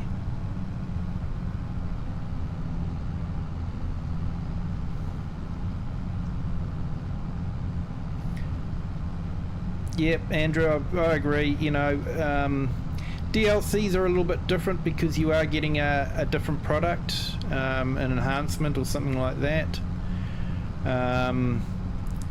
But yeah, charging for skins or something like that, you know, it's like Giants saying, oh, yeah, you know, if you want to change the colour of your tractor, you've got to buy this, you know, $3 pack.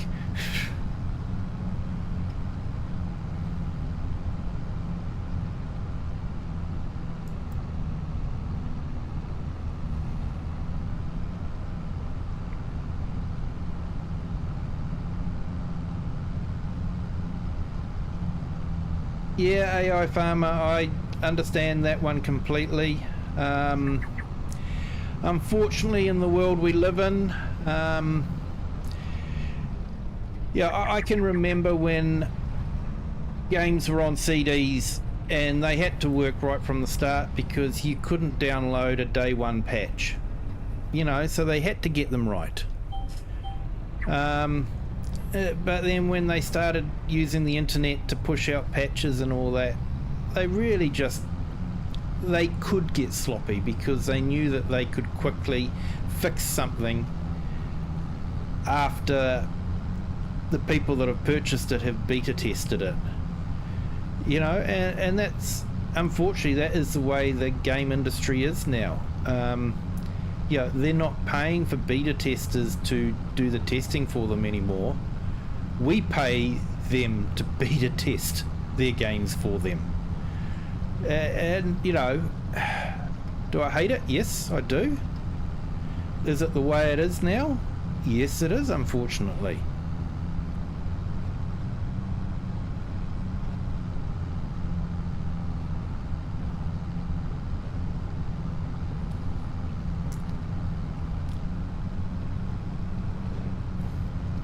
Yeah, RP Gamer, I used to do a lot of turn strategy games.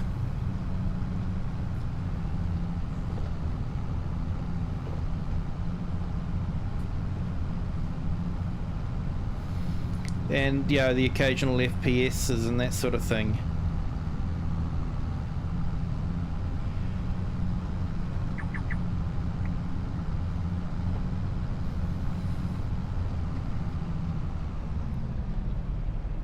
Yeah, I've been a gamer for a lot of years. I've seen the industry, you know, grow from being a niche nerd thing to, you know, a multi-billion-dollar industry.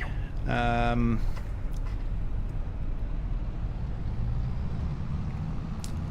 I've also seen a lot of companies, you know, just turn out to be pure greedy. Yeah, they had to, because they had to work, because, you know, you didn't have the internet. Yeah, you got your games on the floppy, you loaded them from the floppy. They had to work.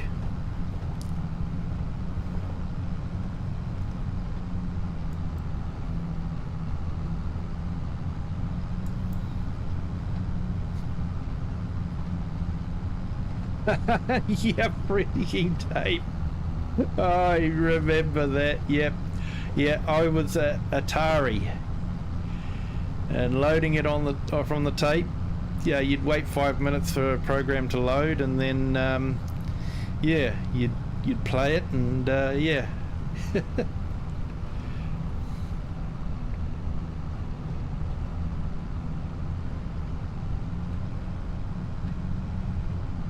They had to be better programmed because the amount of memory that they were allowed to use was absolutely tiny.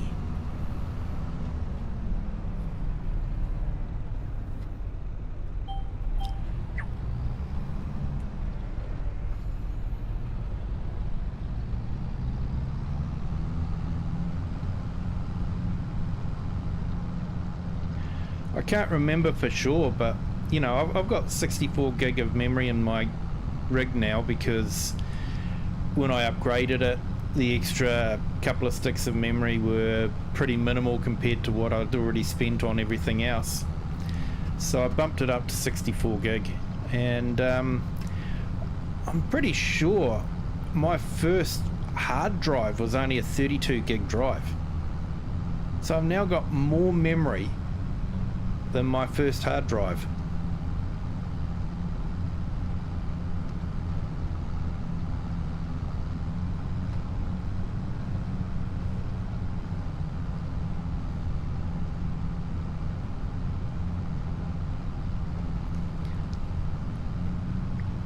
Yeah, they did work great.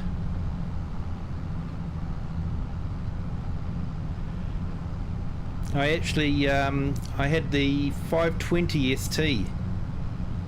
Had 130XE, which was the 8-bit, and the 520 ST was the 16-bit. And it had built-in MIDI ports. And I remember borrowing my sister's keyboard, which had a MIDI port on it. And, you know, I was writing music for it and having all sorts of fun.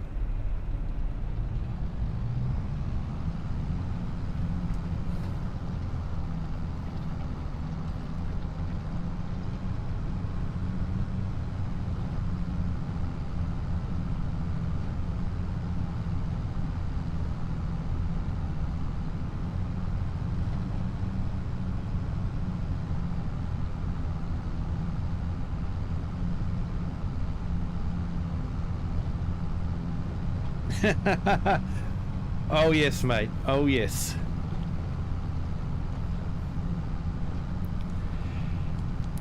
Yeah, where we were had a really strong TV signal, and one of the stations was right next to the channel the computer used, so it would actually interfere. And so I'd always have wavy lines through the computer.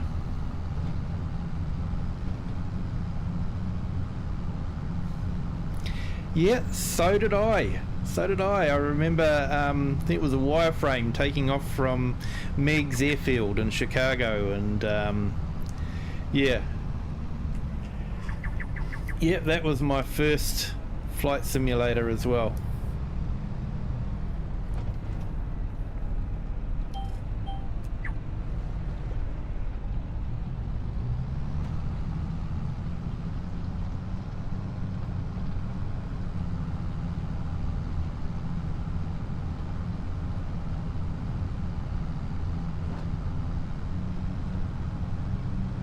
Yeah, my screen's definitely a lot better now.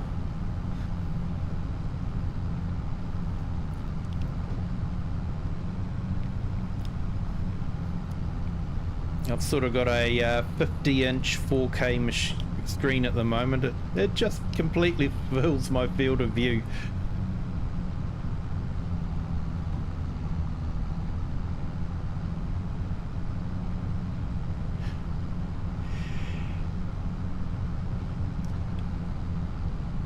Yeah, I'm not too sure. I know I probably left it at home somewhere, and my folks have moved a few times since then, so I'm not sure what happened to that one. But yeah, I do remember that.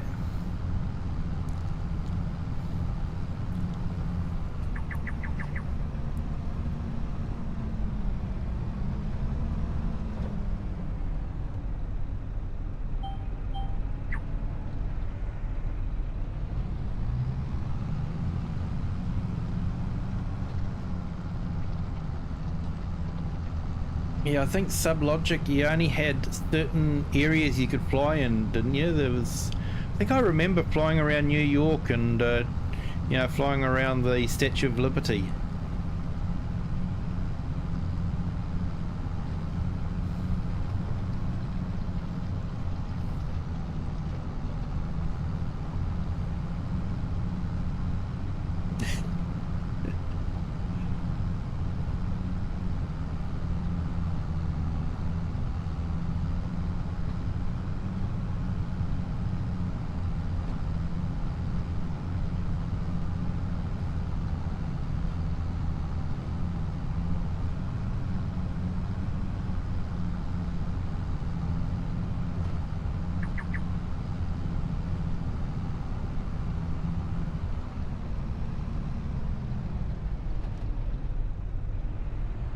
Yeah, New York and Chicago, that's the one.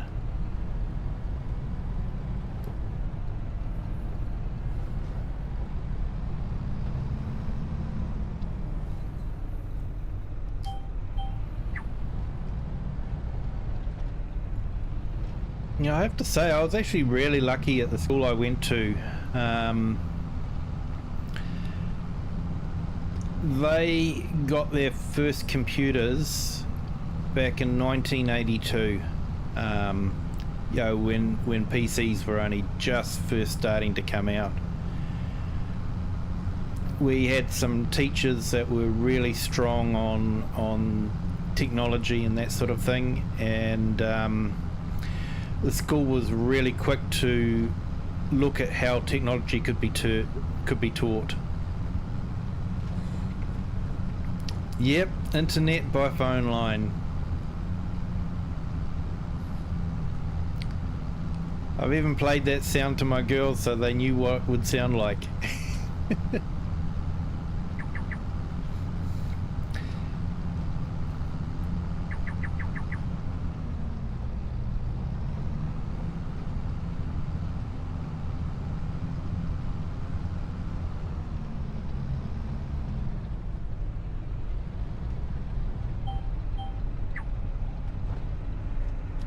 Yeah, I would have loved to have seen that setup.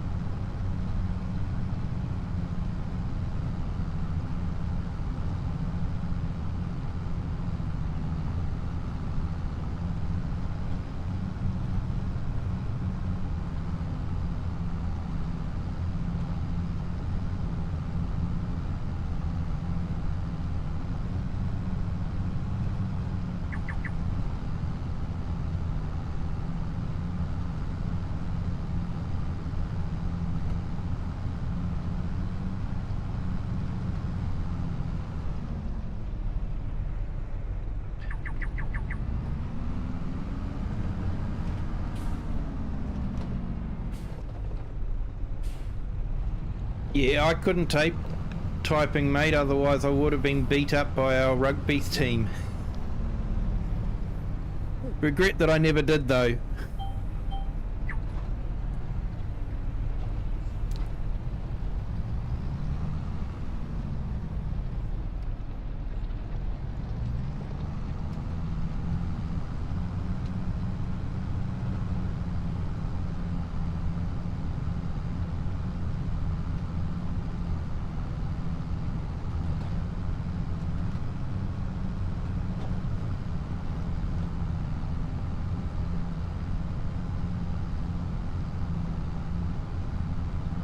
Yeah, now most graphics cards come with 4 outlets, 4 ports.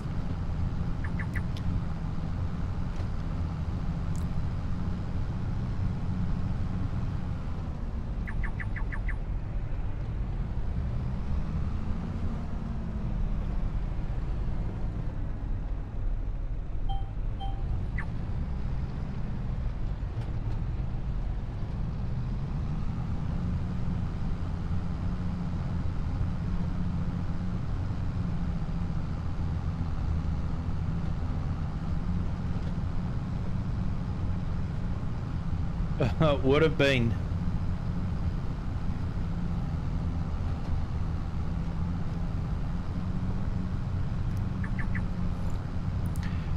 Wouldn't have been a plug and play, that's for sure.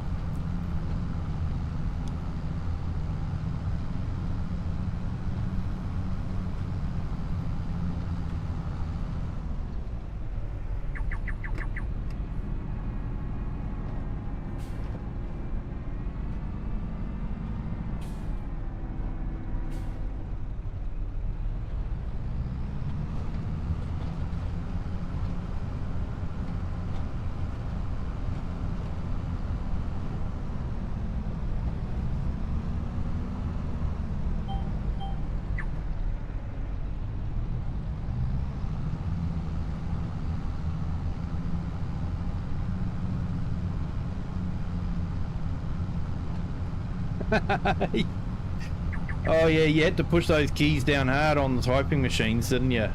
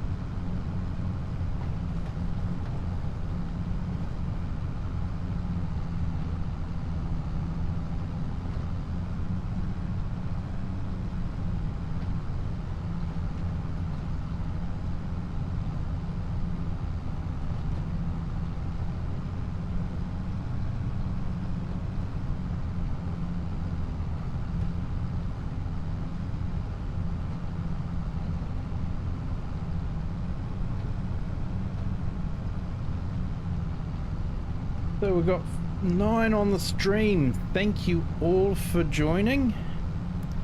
4 on the vertical stream. Thank you for joining as well. Hope everyone's enjoying the stream.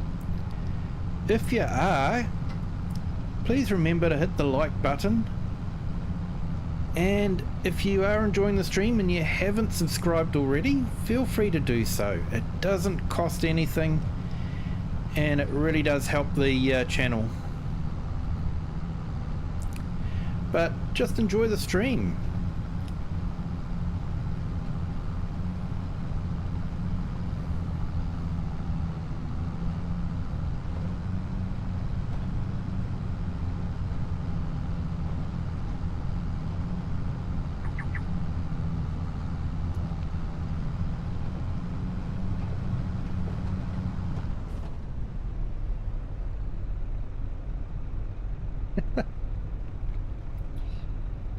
So every program change on the PC had to be made on the other two as well. So yeah, so you had to install a new airplane, you had to install it exactly the same way on every PC. Yeah, I can imagine that. It's CS Benji. Funny thing about typing is you had to load the paper into the typewriter and the keyboard sends a specific signal for a file. Yeah. And then AI Farmer, and then a spurt to 1999, the beginning of my CNC madness. Ah, Command and Conquer. Yes. Yes, I spent a few hours doing Command and Conquer. Although I was probably more a civilization.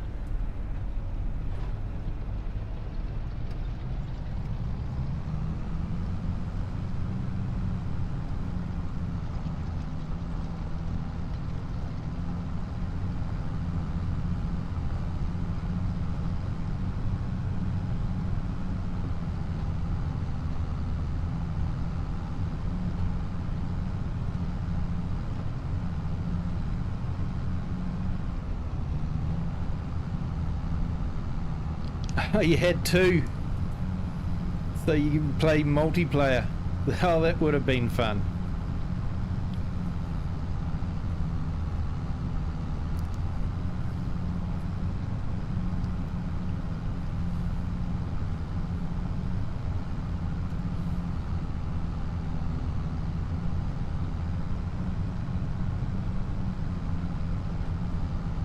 Yeah, I think my first look at multiplayer gaming was a friend came over who had an Atari ST and I had an Atari ST, and he loaned me his Fighting Falcon discs, so I loaded them on and he had them on his one and we hooked them up and we both took off.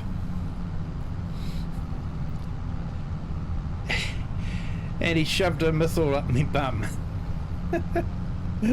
Up into the tailpipe of my plane. I was just having fun flying and he decided that I needed to get blown out of the sky. So yeah, that was my first experience in multiplayer.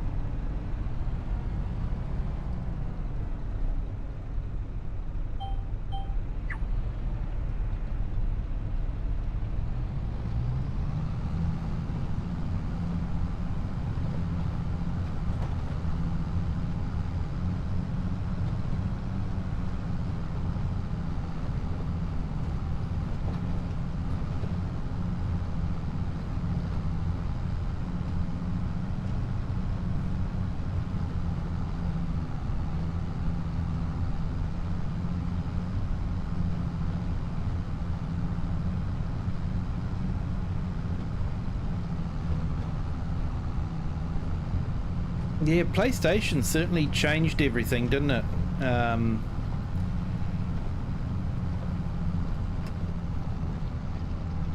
It made gaming a lot more accessible for people.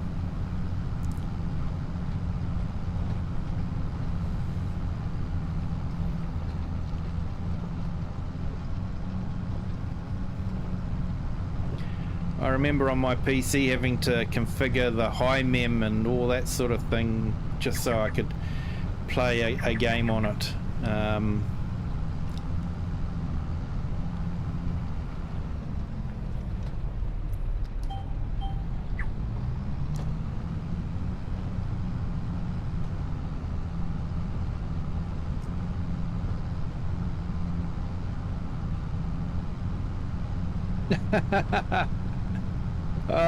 Awesome.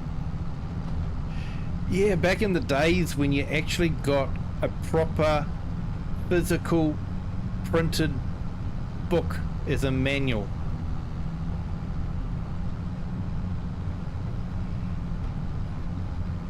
Good morning, Grumpy Grey Farmer. How are you? Thank you for joining.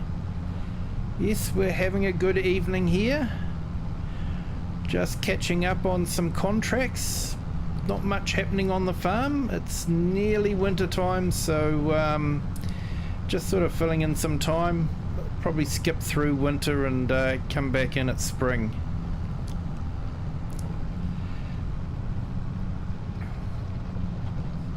So I'm thinking of maybe doing a stream on the Four Fields map, multiplayer. If you want to let me know in Discord if you want to join, I can add you into our voice chat on Discord. We can use that. And honestly, I'm not too sure how it will go for our UK friends and German friends, Europe friends, because I am based in New Zealand and that's where my PC is based as well, so there may be a huge lag problem. I'm not sure, but you guys are more than welcome. If you let me know, I can know how many slots to add in, and yeah, we can have a bit of fun tomorrow night if you guys are interested.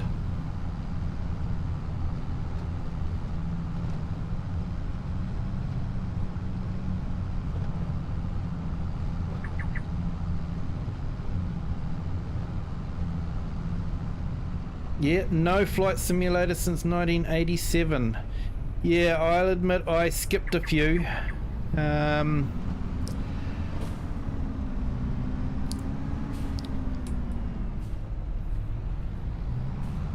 Flight Sim 10, definitely spent a lot of time on that one. I even dabbled into a little bit of X-Plane, but to be honest, when FS 2020 came out, it was sort of like X-Plane didn't stand a chance.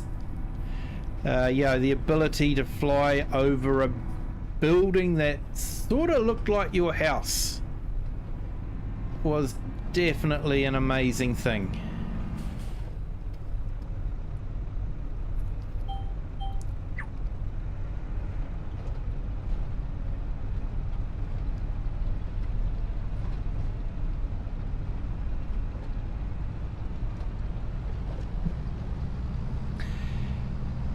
Yeah, awesome, Grumpy. Just yeah, let me know in the Discord, and yeah, I can sort of set up the slots. Like I say, I've got no idea what the ping will be like. It could be pretty horrendous, seeing I'm right in the bottom of the world on the opposite side, so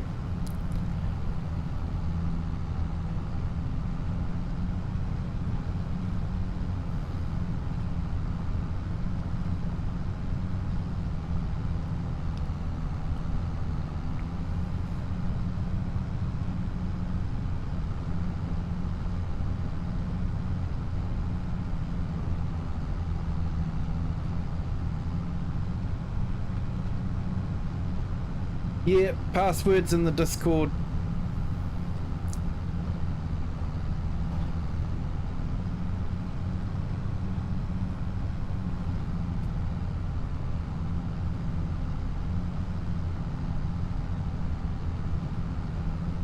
Yep, that's what I think too, and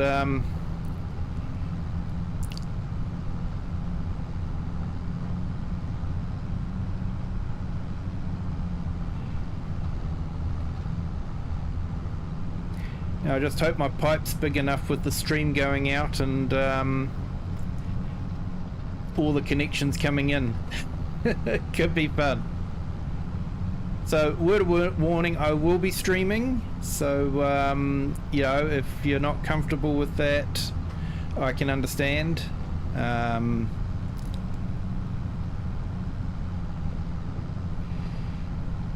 Yeah, mate, that was that jumped up today. Actually, it was sitting at 129 last night, and came on tonight, and it jumped right up to 131, and then 132. So, yeah, I'm stoked. You know, when you think about it. Yeah, if you put all those people into a room, you've got to have a big room to fit 132 people in. And it just amazes me that that's 132 people that, you know, want to subscribe to my channel and view it again. And, yeah, I do look at some at YouTube analytics and I see the returning viewers, and you guys are just amazing. You guys are the best.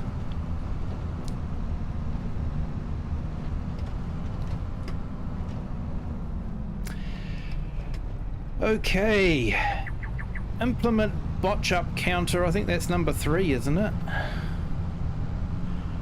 I need to put a counter in, not a crash counter.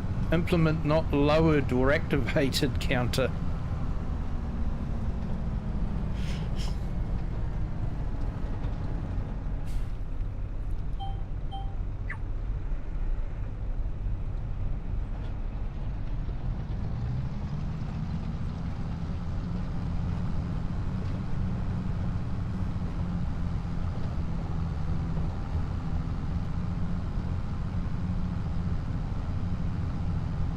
Yeah, I think by tonight I might have over 2,000 watch hours, which is just amazing.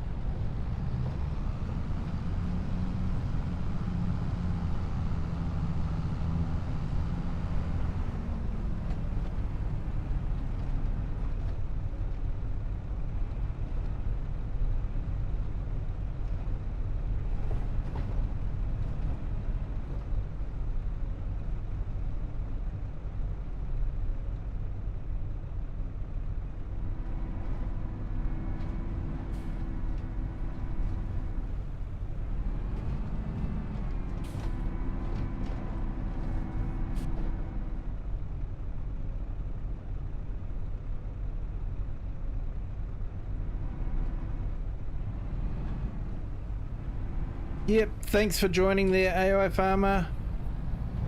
You have a good day, my friend.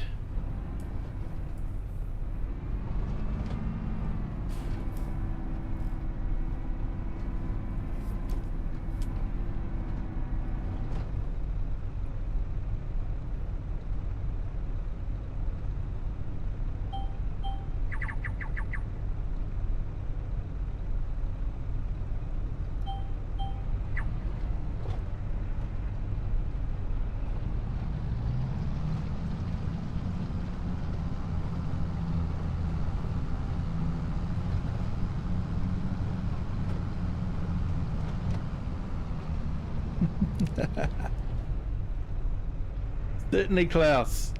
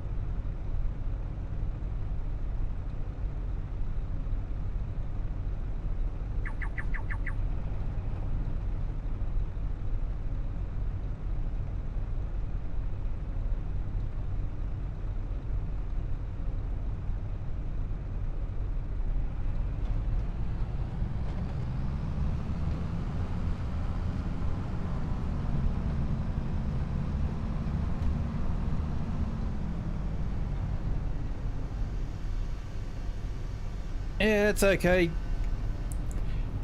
Grumpy Grey, it's I have the chat come up on the stream anyway, so people can see both chats.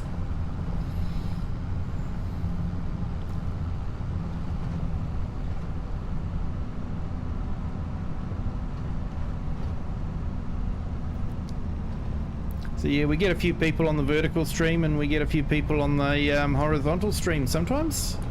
Can make an interesting chat. I have both chats come up on my OBS so I can see both of them at the same time.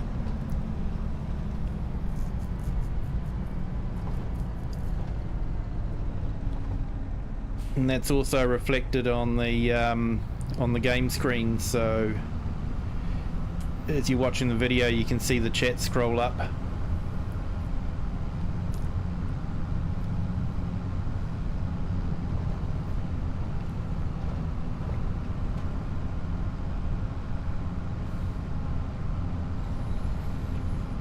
Yeah, so we had a goal of 150 by the end of April, which yeah, we've just started April and we're already 132.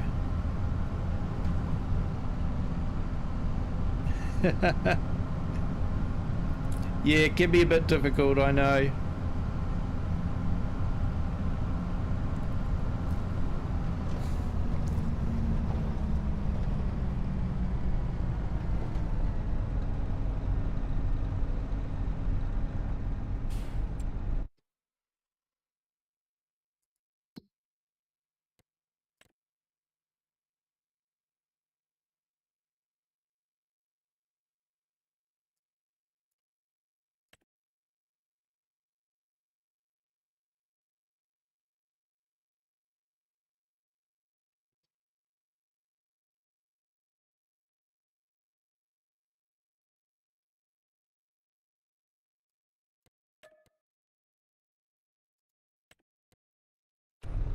I reckon we've got time for one more contract.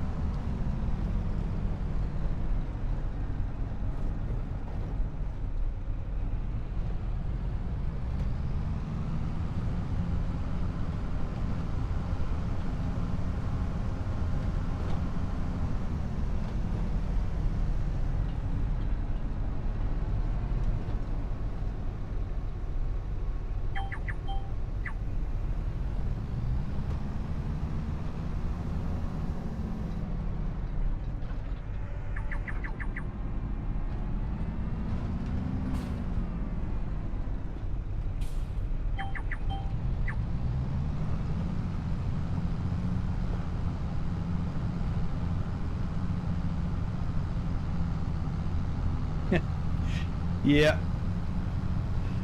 Fair enough, Grumpy.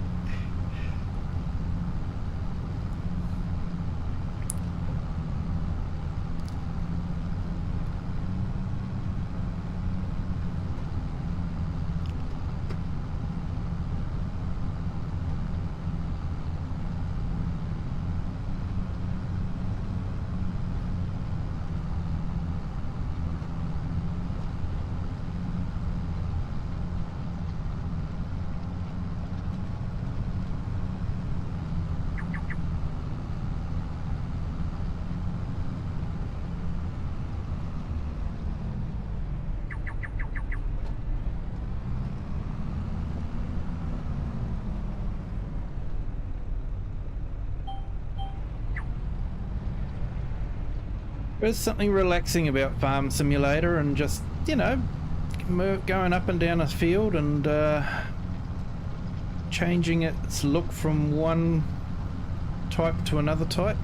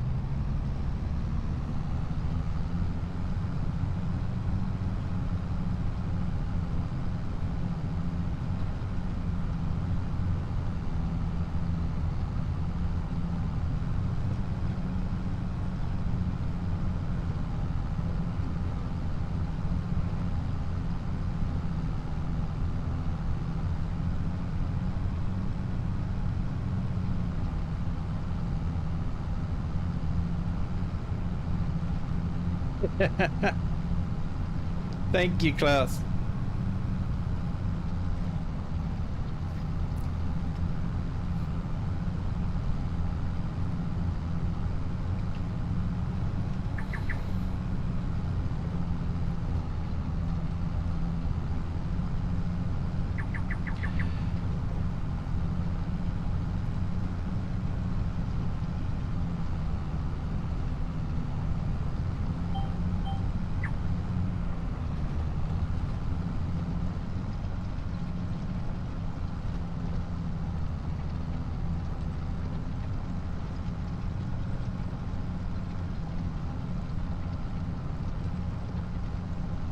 Yep, that's awesome. Yeah, I'm probably going to finish this field and then I might call it a night for me.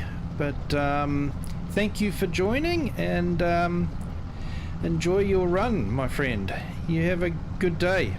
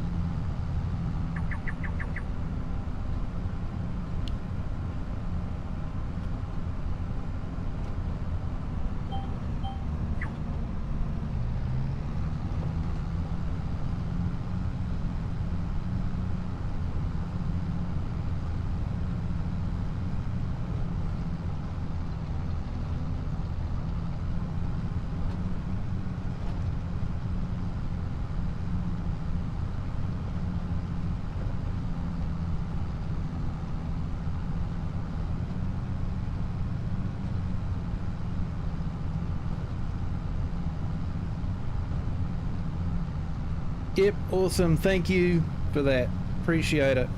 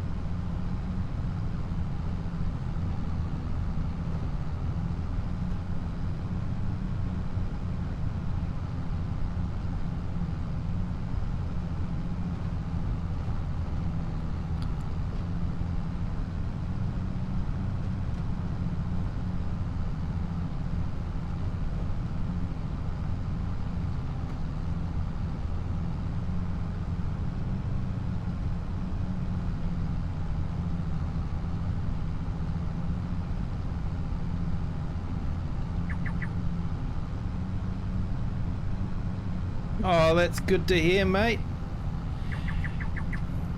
Good to hear. You'll have to put some pictures up again.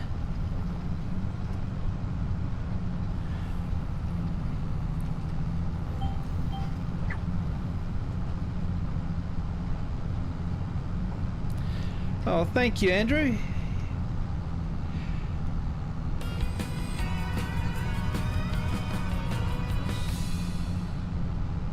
Okay, I just got a another badge. Wasn't even trying. Yeah, sometimes it's just nice to just sit back, relax in the tractor, and just do some cultivating and have some good conversation with people as well.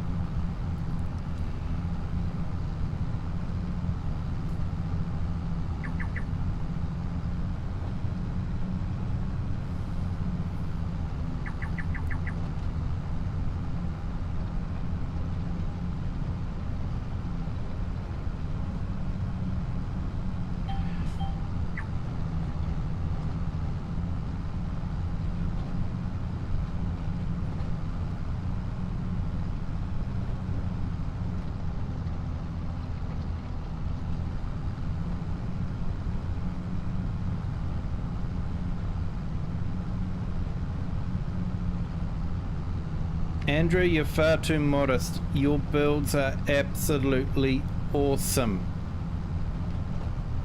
I was just astounded at the detail that you'd put into that build that you'd put up on Discord. It was amazing, and you know, I could be wrong here, but I don't think you were using Giant's Editor, were you? That's all just placeables.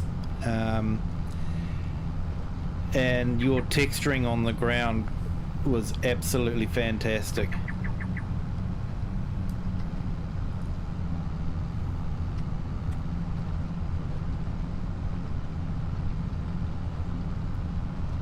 Yep, thanks for joining CS Benji. You have a good day,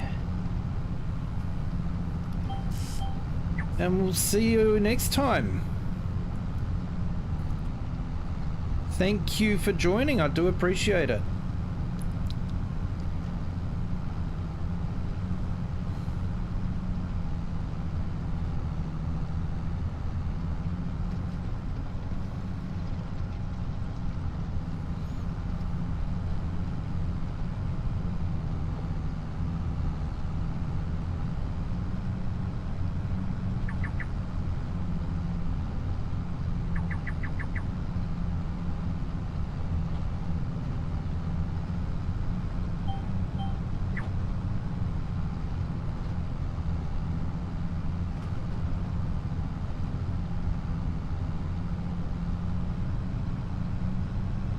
And that's the thing, eh? It is the fun you have in doing it.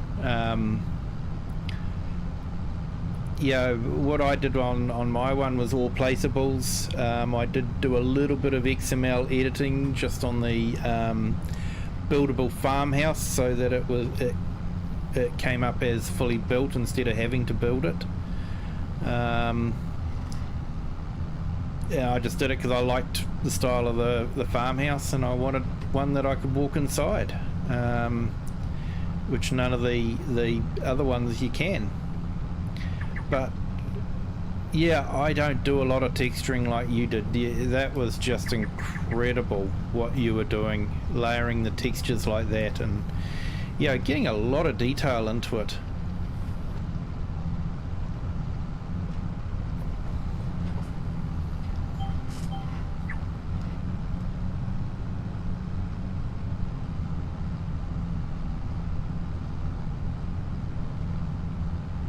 Oh, that'll be awesome, Andrew. Appreciate that. I look forward to seeing them.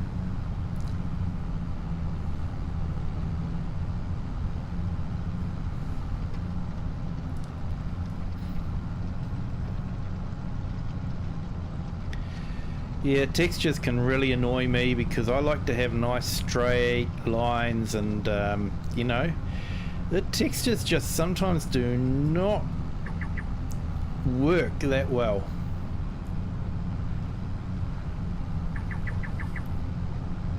They drive me nuts.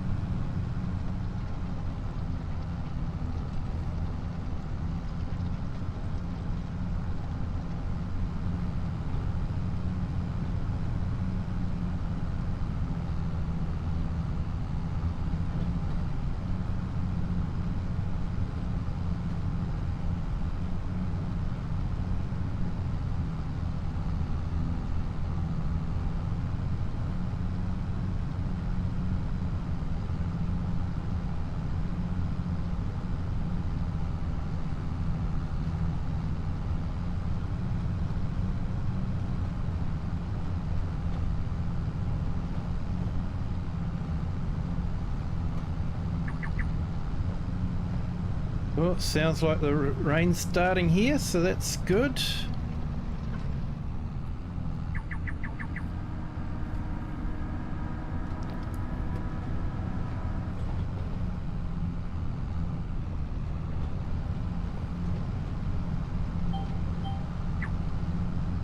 We definitely need rain here. The only part of my lawn that's green is the part that's got the weeds in it.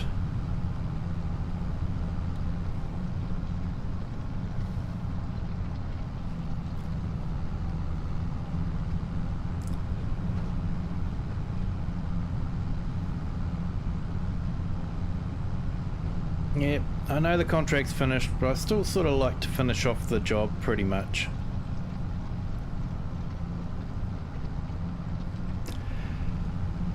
That's why I'm glad that mod came out, which allowed you to finish the contract instead of getting the annoying pop-up saying you don't own this field.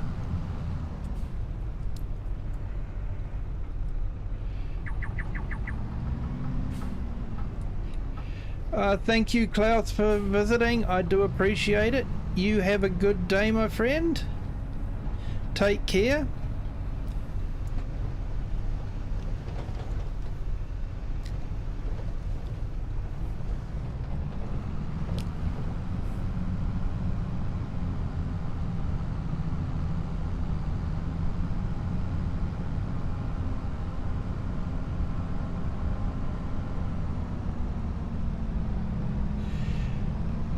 Yep, definitely, Klaus. That's good advice.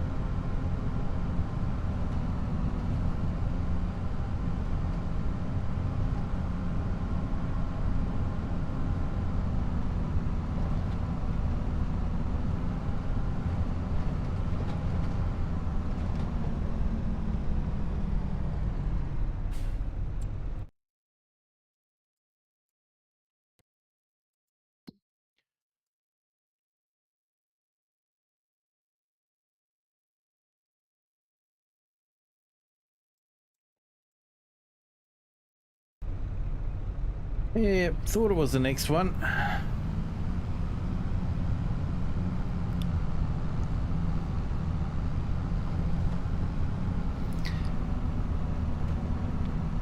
I do like this map. He's done a great job on it.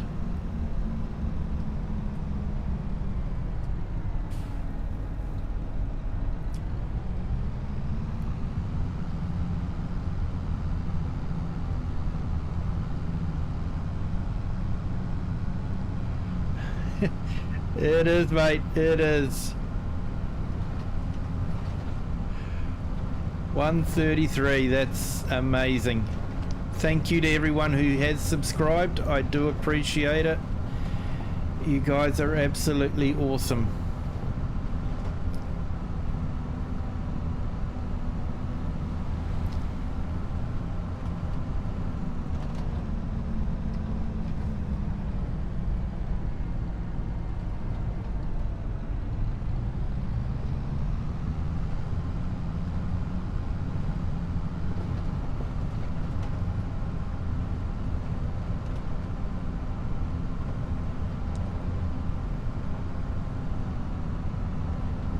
So for anyone that wants to join the Discord link's just popped up on the chat.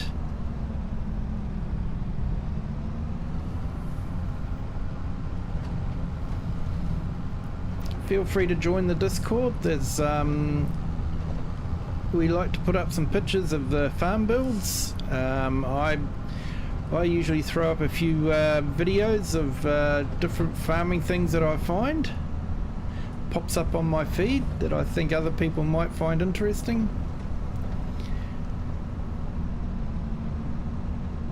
And I'll put announcements there for my streams and that sort of thing.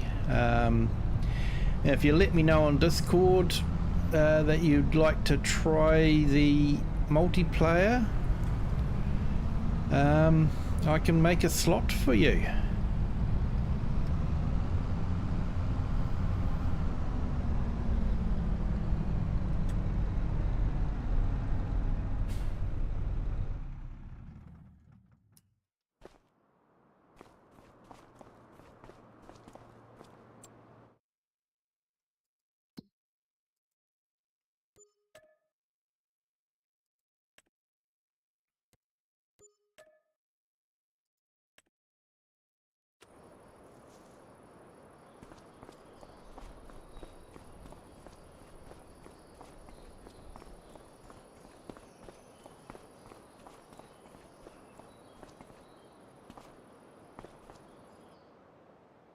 You can tell I definitely drive on the English side of the road.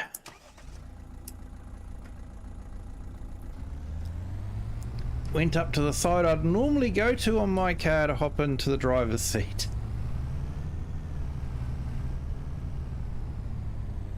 Funny how even in game you just do things instinctively.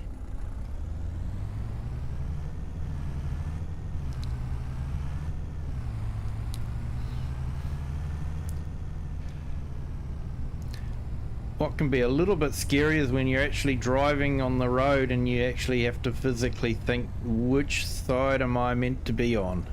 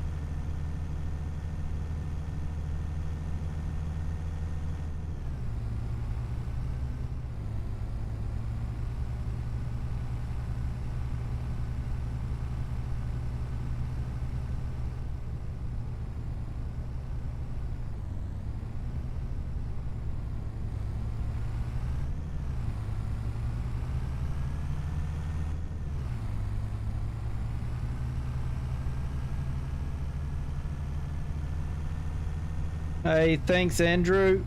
I will look at that as soon as I finish the stream. Looking forward to it.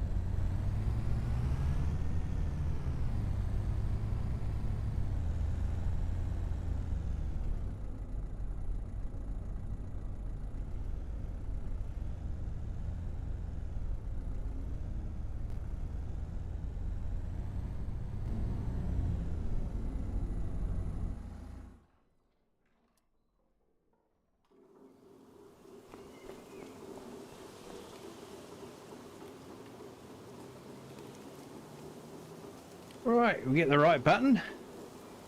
Okay, people, I think we'll call it there for the night. It's been an interesting stream, for me anyway, just relaxing and having great conversation with everyone. Been absolutely fantastic. And just relaxing, doing some cultivating contracts. That was nice too. Thank you to everyone that has joined. And thank you to everyone that subscribed and has hit the like button. I do appreciate everything. You guys are absolutely awesome. It's still not too late to hit the like button, and if you haven't done so, feel free to subscribe. We're a friendly bunch here, and we like to have a bit of fun. But thank you to everyone. So until next time, have a good day, a good afternoon, or a good evening, wherever you are in the world. And until next time, bye.